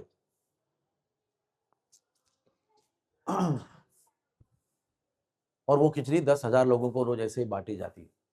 अद्भुत जगन्नाथ की खिचड़ी। एक कर्माबाई की स्टोरी भी है खिचड़ी वाली, बहुत फेमस है, इसी प्रकार की स्टोरी है। तो कहने का तात्पर्य है कि मैंने वो सावता निगोजा नाम के जाति का निर्माण हुआ ना, तब मुझे याद आया कि ये कितनी सेवाएं जगन्नाथ की होती है, जो विशिष्ट रूप से एक ही प्रजाति के, एक ही जाति के लोग पीढ़ी पीढ़ी से करते आ रहे हैं। तो अभी आगे क्या बताएं आपको। सार्वभौम भट्टाचार्य, हम लोग की कथा श्वेत गंगा से आरंभ हुई थी ना आज। तो कि मैंने आपको सबको, जो साथ में थे मेरे और बाद में आए होंगे आप, तो सबको भुयार दिखाया। भुयार यानी सुरंग, टनल, जमीन के अंदर का रास्ता। वो हमारा ब्रज में एक स्थान है, उसका नाम है केशी घाट। केशी घाट पे एक भरतपुर का बड़ा महल है, भरतपुर के राजा का, पता नहीं आपने देखा होगा। केशी घाट का जो फोटोग्राफी है ना, वो उस महल से सुशोभित होता है। जब भी वो फोटो निकालते हैं केशी घाट का, पहचानते हैं उस महल को, देखते हैं ना पीछे बड़ा महल है एकदम बहुत जोरदार, भरतपुर के राजा का महल है वो। भरतपुर से जमीन के अंदर एक ऐसा टनल था, सुरंग था, जिसमें घुड़सवार घुड़सवारी करते हुए ब्रिज में आते थे। जमीन के अंदर से, और वो भरतपुर के महल में खुलता था। कितना बड़ा होगा। हम सोचते हैं सुरंग का मतलब क्या, हमको सांप की तरह जाना होगा, झुक के जाना होगा, छुप छुप के जाना होगा। जो वो आतंकवादी लोग बनाते हैं ना अंडरग्राउंड बंकर्स, वो ऐसे बहुत छोटा सा नैरो, बहुत अरुंद होता है वो। लेकिन अभी अभी तक 300 वर्ष पहले तक, 400 वर्ष पहले तक, भरतपुर से वृंदावन तक यानी कितने किलोमीटर है, कम से कम 30-40 किलोमीटर होंगे। सही बात है, 40 किलोमीटर, 50 किलोमीटर, 50 किलोमीटर के अंतर के घुड़सवारी। वो घोड़ा ऐसा नहीं कि नीचे जा रहा है, धीरे धीरे से, अच्छे जोर से जा रहा है, उड़ रहा भी है। कितना ऊंचा रहेगा वो, कम से कम 15-20 फीट ऊंचा रहेगा, और चौड़ा भी रहेगा तो घोड़ा दौड़ा सके। और एक नहीं, कई घोड़े दौड़ाने हैं उनको, युद्ध करने के लिए कुछ करना होगा तो वैसे जगन्नाथपुरी में जब चैतन्य महाप्रभु थे तो सार्वभौम भट्टाचार्य नवद्वीप से आए, मैंने बताया ना आपको कहानी में, और यहाँ के राजगुरु बने। राजा ने उनको स्वीकार किया राजगुरु के रूप में, उनको बहुत बड़ा सम्मान था, उनको बड़ी कोठी थी उनकी, बहुत बड़ा सम्मान था उनका राजगुरु के रूप में। एक होता है चीफ पुरोहित जो मंदिर की पूजा देखता है, और एक होता है राजगुरु जो राजा को सलाह देता है, स्पिरिचुअल एडवाइस। पुराने जमाने में राजगुरु के बिना राजा नहीं होता था। यहाँ तक कि जब पृथ्वी का, ब्रह्मांड का निर्माण हुआ तो सबसे पहले मनु का जन्म हुआ, ब्रह्मा जी से। उसका नाम क्या है, श्राद्ध देव मनु। क्या बताया मैंने, श्राद्ध देव मनु, या उसका और एक नाम है वैवस्वत मनु, सूर्य का पुत्र, विवस्वान का पुत्र वैवस्वत मनु।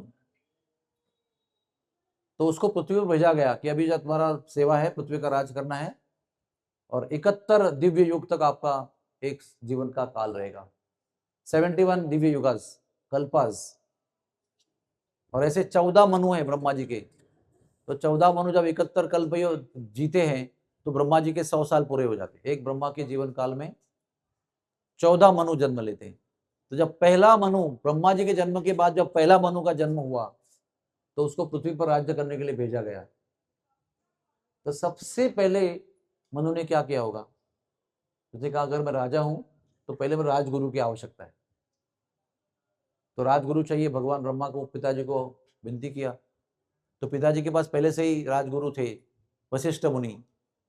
उन्होंने कहा वशिष्ठ मुनि जी आपको नीचे जाना है हमारा आदेश के अनुसार। तो वशिष्ठ मुनि कहा नहीं, मैं पृथ्वी पर नहीं जा सकता।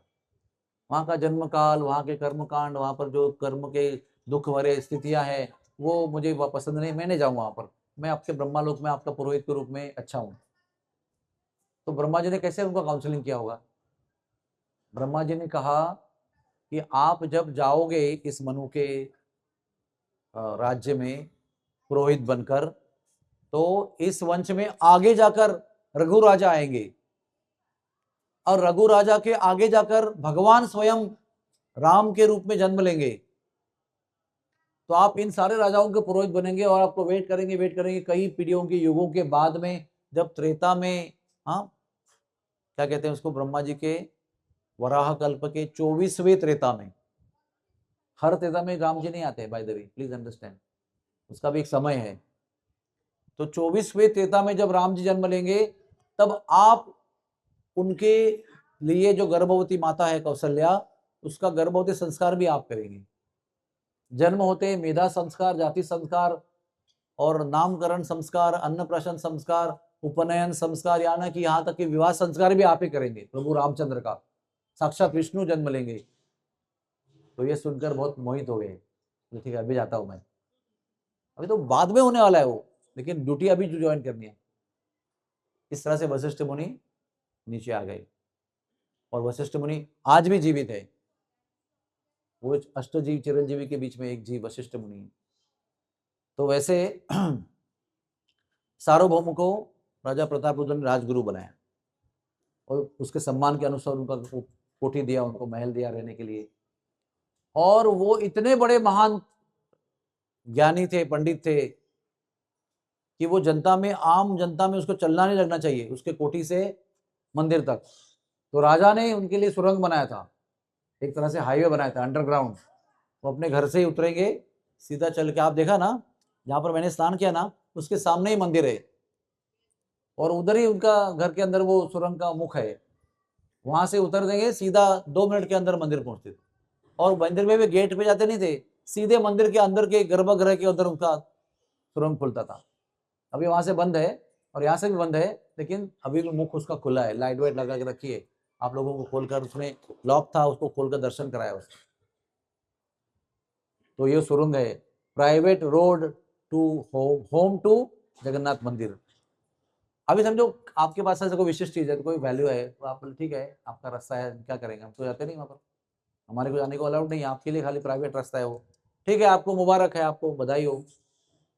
लेकिन चैतन्य महाप्रभु जब पहली बार सन्यास लेकर जगन्नाथपुरी की ओर आए, तो मैंने हवाई जहाज में आते हुए दर्शन किया स्थान का, उसका नाम है 18 नाला। वो महानदी के ऊपर एक ब्रिज बना हुआ है, उसमें 18 रास्ते हैं, 18 जल जाने के लिए रास्ता है, तो नाम पड़ा है 18 नाला। उस जगह से जगन्नाथपुरी के मंदिर का शिखर प्रथम बार दिखाई पड़ता है। तो जब चैतन्य महाप्रभु वो वहां पर आए और वहां पर उन्होंने जगन्नाथ के मंदिर के शिखर का दर्शन किया, तो वही बेहोश हो गए वो प्रेम आवेश से। फिर जब जगे तो इतना धुआंधार कीर्तन किया और चले नहीं, दौड़े वहां से, वो पागलों की तरह दौड़े, और भक्त भी दौड़ रहे हैं उनके पीछे। कैसे रोके भगवान को, इतना प्रेम का आवेश था। फिर वो जब जगन्नाथपुरी में आए तो फिर एक बार बेहोश हो गए, और जब जगन्नाथपुरी में आए, जब 18 नाला में उन्होंने दर्शन किया ना, तो मंदिर के शिखर में उनको बाल कृष्ण का दर्शन हुआ, आओ आओ इस प्रकार से दर्शन हुआ, वो देखकर वो बेहोश हो गए। फिर वो दर्शन गायब हो गया। फिर वो भाग के फिर जगन्नाथपुरी में प्रवेश किए और एकदम मंदिर के शिखर के पास आ गए, तो फिर बालक ने दर्शन दिया, आओ आओ आओ, तो वही फिर वापस बेहोश हो गए। फिर उनको भक्तों ने जगाया, फिर वो भाग के मंदिर के अंदर गए। देखो, हम सब लोगों को जगन्नाथ का दर्शन कैसे करना चाहिए, ये स्वयं चैतन्य महाप्रभु दिखा रहे हैं अपने उदाहरण से। कैसे उत्सुकता होनी चाहिए, कैसी आतुरता होनी चाहिए, कैसे दिल जो है ना एकदम ऐसा, you can't stay any longer, वैसे लोग वहां भागते हैं। जब रोकते हैं उनको और फिर उनको छोड़ते हैं, तो जोर से चिल्लाते हैं जय जगन्नाथ जय जगन्नाथ, भागते हैं आगे। उधर लिखा है कृपया भागे नहीं बोर्ड बोर्ड लिख के रखा है, लेकिन फिर भी लोग भागते हैं, इतना व्याकुल रहते हैं जगन्नाथ का दर्शन करने के लिए। लेकिन जब ये सब पार करके 2 बार दर्शन करके जब मंदिर के अंदर प्रवेश किए ना, और जगन्नाथ को देखा उन्होंने, तो वहां पर बेहोश हो गए। इतने तड़प रहे थे, कहां से भाग के आ रहे हैं, चल के आ रहे हैं, अभी उस समय पर हवाई जहाज, ट्रेन, बस, बैलगाड़ी कुछ था नहीं, जहां पर भी जाना है पैदल जाना है। 11 नंबर की गाड़ी अवेलेबल थी, ओनली 11 नंबर बस, पैदल चलना, इतना लंबा अंतर जो है चल के निकाला उन्होंने। और इतने व्याकुल होकर फाइनली जगन्नाथ को देखा, तो प्रेम के आवेश से उनको क्या दिखाई पड़ा, जगन्नाथ जी ऐसे दिखाई नहीं पड़े, उनको मुरली बजाते हुए कृष्ण दिखाई पड़े, और वो देखकर वहां पर वो बेहोश हो गए। जब बेहोश हो गए तो इतने निश्चेष्ट हो गए, यानी as as as much as cadaver, cadaver नहीं, मृत शरीर की तरह हो गए, कोई मूवमेंट नहीं, कोई सांस नहीं, कुछ भी नहीं। तो अभी समझो कोई आदमी, समझो यहाँ पर मैं कथा कर रहा हूँ, हाँ, तो आदमी भाग के आता है और धाड़ करके यहाँ गिर जाता है, विचित्र दर्शन दे रहा है वो, अजीब सा व्यक्ति है, गिर गया, तो हमारे मैनेजर भाग भाग के आएंगे, उसको उठाकर तुरंत ले जाएंगे, हम भी यहाँ से इशारा करेंगे इसको उठाओ यहाँ से, ये डिस्टर्बेंस है हमारे लिए। तो उसी प्रकार से एक हलचल मच गई मंदिर में। कोई एक सन्यासी है, पागलों की तरह भाग भाग के चिल्लाते हुए आया और नाम पुकारते पुकारते गिर गया, मुंह से झाग भी आ रहा है। उस समय सार्वभौम जी मंदिर में थे, लेकिन उसकी अवस्था देखकर वो भाग के सैनिक आ गए, सिपाही लोग, और डंडा से उनको मारने वाले थे। लेकिन जब डंडा से मारने वाले थे, तो इतने बड़े अधिकारी, पुरोहित, राजगुरु चैतन्य महाप्रभु के शरीर पे गिर गए, और उन्होंने वो वार सहे, जो भी वो वेग से आए थे मारने के लिए। तो जब उन्होंने देखा कि अरे हम सार्वभौम भट्टाचार्य जी को मार रहे हैं, राजगुरु को, तो वो रुक गए और फिर वो उठे। देखो, सार्वभौम जी ने सबसे पहली सेवा की महाप्रभु की, अनजाने में वो पिटने वाले थे, उसके ऊपर गिर गए वो, और कुछ तो घाव सहे अपने ऊपर, तो सबको रोका। और एक वो तो बड़े विद्वान थे सब, उनको ज्ञान था, उनको लगा ये कोई साधारण जीव नहीं है, ये शायद दिव्यात्मा है, ये अति प्रेम के आवेश में इसका ये परिवर्तन हो रहा है शरीर का। तो उन्होंने रुई का एक छोटा सा पीस लिया, उसको रोल किया और नाक के पास रखा, तो रुई हल्के हल्के हिल रही थी। तो लंबे लंबे नहीं लेते, तो हल्के हल्के, यानी अभी भी जान है। तो वो समझ गए कि प्रेम अवस्था है ये, मूर्छा जो होती है ना, प्रेम अवस्था। तो उन्होंने आदेश दिया कि इनको उठाओ, और एक पालकी की तरह उठाकर अपने टनल से वो अपने घर ले गए उनको। अभी समझ में आया कि टनल का उपयोग कैसा हुआ। खुद तो चलते थे, लेकिन आज बहुत महान उपयोग हो गया उसका। साक्षात भगवान को भक्त के रूप में बेहोश प्रेम उन्माद के अवस्था में सार्वभौम जी अपने नेतृत्व में उनको उठाकर जो है सबके साथ में उठाकर अपने घर पे ले गए। घर पर भी बहुत देर तक बेहोश रहे। जो घर में आप लोग गए ना, वहां पर उस घर में चैतन्य महाप्रभु सबसे पहले प्रवेश किए, मंदिर से सीधा सार्वभौम के घर पे गए, वहां बेहोश रहे। बहुत देर के बाद प्रेम उन्माद प्रेम आवेश खत्म हुआ, तो वो बाह्य जागृत अवस्था में आए। फिर उनको देखकर, सार्वभौम तो बड़े बुजुर्ग थे, सफेद बाल के बहुत बुजुर्ग व्यक्ति थे, उम्र वाले थे, विद्वान थे, पंडित थे, बड़े ज्ञानी थे। लेकिन ये 24 साल का सन्यासी को देखकर उनको दया आ गई। इतना सुंदर शरीर, इतना तेजस्वी चेहरा, इतना आकर्षक चेहरा, ये बालक कैसे सन्यास को मेंटेन करेगा? कोई स्त्री जाके सन्यास भंग करेगी उसका? इतना आकर्षक शरीर है, इतनी आकर्षक आंखें हैं, इतनी सुंदर मुस्कान है, इतनी सुंदर सुंदर कद है, इतने सुंदर अजानु बाहु उनके हाथ है जो घुटने से भी लंबे हैं। इतना सुंदर शरीर, इतनी युवा अवस्था में अगर सन्यास को मेंटेन करना है, संभाल कर रखना है, तो इसको बहुत कठिन होगा। तो मैं वेदांत तो सुनाऊंगा, क्योंकि वेदांत का अध्ययन करने से संसार से विरक्ति उत्पन्न होती है। भले युवा अवस्था हो या कुछ भी अवस्था हो, जब वेदांत का पढ़ाई करते हैं ना, तो संसार से ज्ञान क्यों प्राप्त करते हैं हम लोग? ज्ञान प्राप्त करने से, बहुत पोथियां पढ़ने से संसार से विरक्ति आती है। इसलिए कोई घर का जवान लड़का जब कोई 30 ग्रंथों वाला भागवत पढ़ने लगेगा ना, तो माता पिता को टेंशन आता है। मैंने मेरे कॉलेज के दिनों में, मेरे एक कजिन रिश्तेदार हैं, हाँ, युवा अवस्था में थे, वो भी आईआईटी के ग्रेजुएट थे, बड़े ऊंचे कंपनी पर बड़े बड़ी तनख्वाह में काम करते थे, हाईली एजुकेटेड, हाईली रिच ऐसे थे वो। और मेरे अच्छे संबंध थे उनके। मैं मेडिकल में था, वो आईआईटी पास होके नौकरी पे थे, उनका विवाह भी हो चुका था नया नया। तो मैंने उनको 30 खंड का, उस समय का सिंगापुर प्रिंट का श्रीमद् भागवतम दिया, उन्होंने खरीद लिया उसको। 30 खंड होते थे। जब मेरे घर में भी 30 खंड आए थे ना, तब मैं एमबीबीएस कर रहा था। तो इतना छोटा सा घर था हमारा, अभी पता नहीं मेरे भैया को याद है कि नहीं। वो 30 खंड के किताब जब घर पे आए ना, तो हल्ला मच गया था घर पे, हल्ला। एक तो हमको रहने को जगह नहीं है, 10 बाय 12 का घर पे हम लोग 10 लोग रहते थे, तो एक के जिम्मे कितना फीट आ गया पर स्क्वायर फीट, पर पर्सन। उसमें हमारा बाथरूम भी है, किचन भी है, एक बिस्तर भी है, और सब लोग एक दूसरे पर पाँव रख के रात को सोते थे। कुछ लोग घर पे बाहर सोते थे, क्योंकि जगह ही नहीं घर पे। और एक हमारा क्लोजेट था, उसके अंदर वो टीवी रखा था, उसके नीचे हमारा मेडिकल के किताब का एक रैक था, उसमें मैं उसको रखने की कोशिश कर रहा था। तो मेरे पिताजी इतने उखड़ गए थे तो ये किताब यहाँ नहीं रखना आपको, ये क्यों लेके आए आप? मन में एक डर भी होता है। तो जैसे वो मेरे फ्रेंड कजिन के घर पे, वो है ना, क्या नाम उनका, वसंत, वसंत था, वसंत, वो हमारे अगले बिल्डिंग में रहते थे। तो वो बड़े विद्वान थे, तो उन्होंने ये ग्रंथ खरीद लिया मुझसे। जैसे ही वे 30 खंड वाला बॉक्स उसके घर पे पहुंचा ना, उसके माता पिता इतने परेशान हो गए, इतने परेशान हो गए, इतना डांटा उसको, इतना डांटा। बोला वो तो ऑलरेडी हरे कृष्ण जाके पागल हो चुका है, तुम भी जाओगे हरे कृष्ण में, जाओगे जिंदगी बर्बाद करोगे, इतना प्रॉमिसिंग लाइफ है तुम्हारा, इतना पढ़ा लिखा है, तुमको इतना बड़ा किया, अभी पास हो गए, इतना बड़ा नौकरी मिला है, अभी तुम्हें 30 ग्रंथ पढ़ोगे तो भाग जाओगे इस गृहस्थी छोड़ के। वो पागल लड़का है, वो मानता नहीं माता पिता का, वो भी हरे कृष्णा बना हुआ है, तुम भी उसके पीछे जा रहे हो। कैसा भी करके वो घर से वो ग्रंथ निकालने का उसने मजबूर कर दिया उसको। फिर मैं भी उसको मिलने नहीं गया, मैं जाऊंगा तो आतंक हो जाएगा, इसलिए मैं गया नहीं मिलने उसको। लेकिन डर क्या रहता है उसके पीछे, कि इतने बड़े ग्रंथों का संग्रह कोई पढ़ेगा तो गृहस्थी से मन उड़ जाएगा और छोड़कर बाबा जी बनकर निकल जाएगा वो। तो ज्ञान का ये परिणाम है, जब हम सच्चा आध्यात्मिक ज्ञान प्राप्त करते हैं तो संसार की विषय वासनाओं से मुक्ति प्राप्त होती है, विरक्त हो जाता है व्यक्ति। तो इन्होंने सोचा कि ये इतना जवान सन्यासी है, अगर उसको विरक्त रखना है तो मुझे वेदांत तो सुनाना पड़ेगा। पूरा आप जानते हैं ना, वो मिथिला गए थे, उन्होंने पूरा शास्त्र का सुनकर ग्रंथ का निर्माण किया था, बड़ी अच्छी विद्यापीठ को निर्माण किया था विद्यानगरी में। से बड़े पंडित थे, प्रकांड पंडित, पूरा वेदांत तो उनको मुखोद्गत था। तो बेटा उन्हें कहा कि आप मुझसे वेदांत सुनो, क्योंकि आप सन्यास बन चुके हो तो छोड़ नहीं सकते उसको आप, तो बनाए रखने के लिए मेरा आपको आशीर्वाद है, आप सुनो।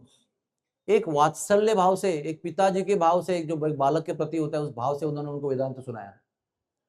आपने देखा उधर जब आप वो सुरंग के मुख को देखने गए ना दरवाजे के, तो उधर बाहर एक 2 सिंहासन पे 2 मूर्तियां रखी थी। कई लोगों ने उसको देखा नहीं होगा।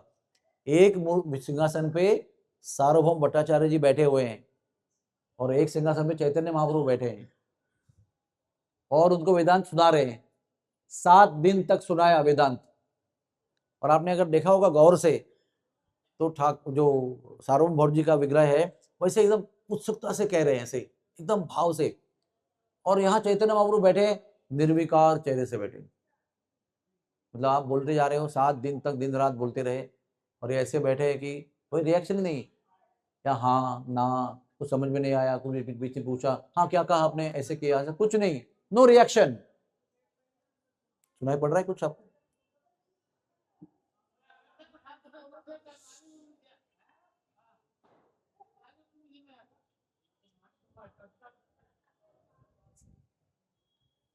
तो निर्विकार चेहरे से 7 दिन तक चैतन्य महाप्रभु सार्वभौम भट्टाचार्य से वेदांत सुनते रहे।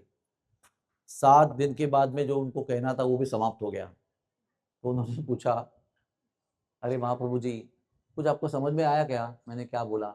आपने कुछ पूछा भी नहीं, कुछ रिएक्शन नहीं दिया, कुछ प्रश्न नहीं पूछा, मुझे समझ में नहीं आ रहा है कि आपको समझा कि नहीं समझा, आपने सुना कि नहीं सुना, मेरे कहने का प्रयोजन संपूर्ण हुआ कि नहीं हुआ। 7 दिन के मौन के बाद में, निर्विकार चेहरे के बाद में पहली बार महाप्रभु ने मुख खोला और बोला कि वेदांत जो है, वेद का अंत यानी वेदांत यानी सार, वेद का सार जो है वो इतना स्पष्ट है, इसे सूरज की रोशनी की तरह है। सूरज कितना स्पष्ट होता है, जब बादल नहीं होते हैं तो एकदम स्पष्ट दर्शन होता है, प्रकाश भी स्पष्ट मिलता है, वैसे वेदांत है। लेकिन आपने किया हुआ वर्णन जो है वो ढके हुए बादलों से ढके हुए सूरज की तरह है, उसकी रोशनी है भी और नहीं भी। हाँ, उजाला तो है लेकिन दर्शन नहीं हो रहा है सूर्य का। आपने अपने वक्तव्य से, अपने वर्णन से जो वेदांत का सत्य है उसको छुपा दिया है। आप इतना गोल गोल घुमा के क्यों बता रहे हो सब? ये जो निर्विकारवादी होते हैं ना, ब्रह्मवादी, ये ऐसे ही शास्त्र को घुमा फिरा कर ऐसे पूरा कंफ्यूज कर देते लोगों को।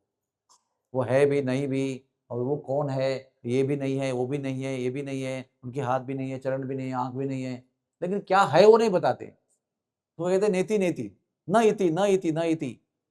क्या भगवान ये है क्या? नो, ये भी नहीं है। क्या भगवान वो है क्या? वो भी नहीं है। लेकिन है क्या बताते नहीं। तो उसी प्रकार से उन्होंने कहा कि आपका जो वर्णन है वो एक बादलों से ढका हुआ सूरज की तरह है। उनको आज तक ऐसे कहने वाला कोई मिला नहीं था।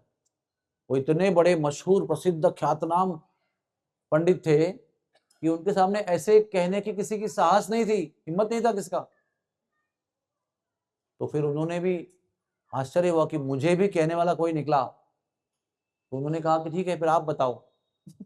अगर आपको लगता है कि आपको ज्यादा पता है तो मैं सुनने को तैयार हूं। फिर चैतन्य महाप्रभु ने अपना सिद्धांत सुनाया, उनको पूरा तत्वज्ञान सुनाया। अभी आपको चैतन्य चरितामृत पढ़ना पड़ेगा, उन्होंने क्या बताया।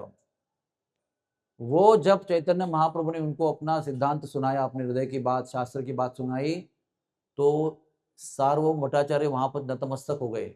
आप सोच सकते हैं, एक 24 साल के युवा व्यक्ति के सामने एक 70 साल का बूढ़ा जो है चरण दंडावत प्रणाम कर रहे हैं, चरणों को पकड़ के रो रहा है। उसी समय सार्वभौम का कल्याण हो गया, यानी परिवर्तन हृदय का हो गया। वो शरणागत हो गए। और उस समय जब वो सही भाव से ये समझ गए कि मैं जो समझ रहा था, जो मैं सुन रहा था और जो मैं सीखा था वो सब मायावाद है, और इन्होंने मुझे सच्चा ज्ञान का प्रकाश दिया, यानी कि बादल को निकाल दिया और सूरज को प्रकाशित कर दिया मेरे हृदय में, तो वो नतमस्तक हो गए, शरणागत हो गए और कहा कि आप भगवान हो सकते हैं, केवल भगवान ही ऐसी बातें कर सकता है, क्योंकि मैंने आज तक इतना विद्या का अर्जन किया है, और मैं जानता हूं कि इसका खंडन केवल भगवान कर सकते हैं, और आपने किया है, इसका मतलब आप भगवान हो। और फिर दोबारा नतमस्तक हो गए। तो जब उनको यह अनुभूति हुई कि मैं चैतन्य महाप्रभु भगवान है, अब एकांत में, पब्लिक में थोड़ी है, एक एक दो ही जन बैठे हुए, कोई है नहीं वहां पर, इतने बड़े व्यक्ति थे वो, कोई अंदर नहीं आ सकता है। तो एकांत में चैतन्य महाप्रभु ने उनको एक बहुत ही सुंदर दर्शन दिया। जो मैंने आपको कपड़ा ऊपर करके दिखाया ना, कौन थे वहां पर? हाँ, जो कपड़ा ऊपर करके दिखाया ना मैंने, कपड़ा ढका हुआ था, वो है षडभुज गौरांग दर्शन। वहां पर चैतन्य महाप्रभु की एक ऐसी मूर्ति है जो 6 भुजा वाले चैतन्य महाप्रभु ने दर्शन दिया उनको। उस दर्शन की विशेषता क्या थी? 2 भुजाएं हरे रंग की थी, एक में धनुष्य, एक बाण में बाण पकड़ा हुआ है। वो राम का प्रतिनिधित्व, राम का रूप है वो, राम का रूप में वो धनुष्य ऐसे लेफ्ट हैंड में पकड़ा हुआ है, बाण यहां से पकड़ा हुआ है, ऐसे 2 हाथ से मुरली बजा रहे हैं। वो नीले हाथ है, वो कृष्ण के प्रतिनिधि है, यानी कृष्ण के 2 हाथ मुरली बजा रहे हैं। और 2 हाथ गोल्डन है, एक में दंड है, एक में कमंडल है, क्योंकि चैतन्य महाप्रभु सन्यासी बनकर दंड कमंडल धारण किए हुए। ये अद्भुत स्वरूप आज तक किसी ने किसको दर्शन नहीं दिया है। ये अद्भुत रूप का दर्शन उस समय चैतन्य महाप्रभु ने वो शरणागत सार्वभौम को दिए, और शरणागत हो गए। और उसी समय सार्वभौम ने अपने पांडित्य से जो है एक शतक बनाया, चैतन्य शतक, 100 श्लोकों का निर्माण किया, रचना किया, स्फूर्त रूप से महाप्रभु का गौरव करते हुए, महाप्रभु को गुणगान करते हुए। अब उनको पता चला था कि मेरा इतना सालों का ज्ञान जो मैंने अर्जन किया था बेकार है। वो इतने सारे ज्ञान से मुझे ये सत्य पता नहीं चलता कि भगवान कौन है और भगवान का क्या सिद्धांत है। साक्षात भगवान ने आकर मुझे ये बताया और समझाया, मैं कितना भाग्यशाली हूं। ये बताया कि कितना ज्ञान बेकार है, ये कोई वैल्यू नहीं उसकी जब तक भगवान की अनुभूति नहीं होती है। ज्ञान की वैल्यू कब होती है? जब भगवान की अनुभूति उस ज्ञान से होती है, तब वो ज्ञान कुछ वैल्यू रखता है, कुछ मूल्य है उसका। केवल ज्ञान ज्ञान में कुछ वैल्यू नहीं होता। वो ज्ञान जो है आपको डुबा देगा संसार में, अगर वो भगवान की अनुभूति नहीं कराने वाला होगा तो हमको भी देखना है कि कुछ लोग अध्ययन अध्ययन ग्रंथ ग्रंथ ग्रंथ पढ़ते जाते हैं, और उसी में से उसका मद निर्माण होता है, देखिए इंटॉक्सिकेटेड विद नॉलेज। लेकिन अगर वो ज्ञान आपके अंदर अहंकार उत्पन्न करता है तो वो व्यर्थ है। वो ज्ञान से भगवान की अनुभूति हृदय में होनी चाहिए, तो वो ज्ञान परिपूर्ण है। That knowledge is perfect which makes you realize the supreme lord in the heart, gives this realization। तो वो घर जो है ना, बड़ा अद्भुत घर है वो। उसी घर में महाप्रभु को पहले लाया गया वो टनल से, उसी घर में वो होश में आए, उसी घर में सार्वभौम भोजन ने 7 दिन का संवाद हुआ।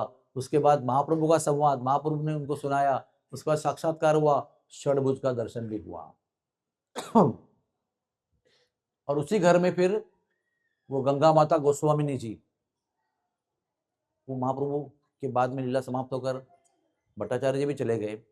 उसके बाद ये गंगा माता गोस्वामिनी वहाँ पर आई, और वहाँ पर उन्होंने रहकर उसकी देखभाल किया, प्रचार किया, श्वेत गंगा की देखभाल किया।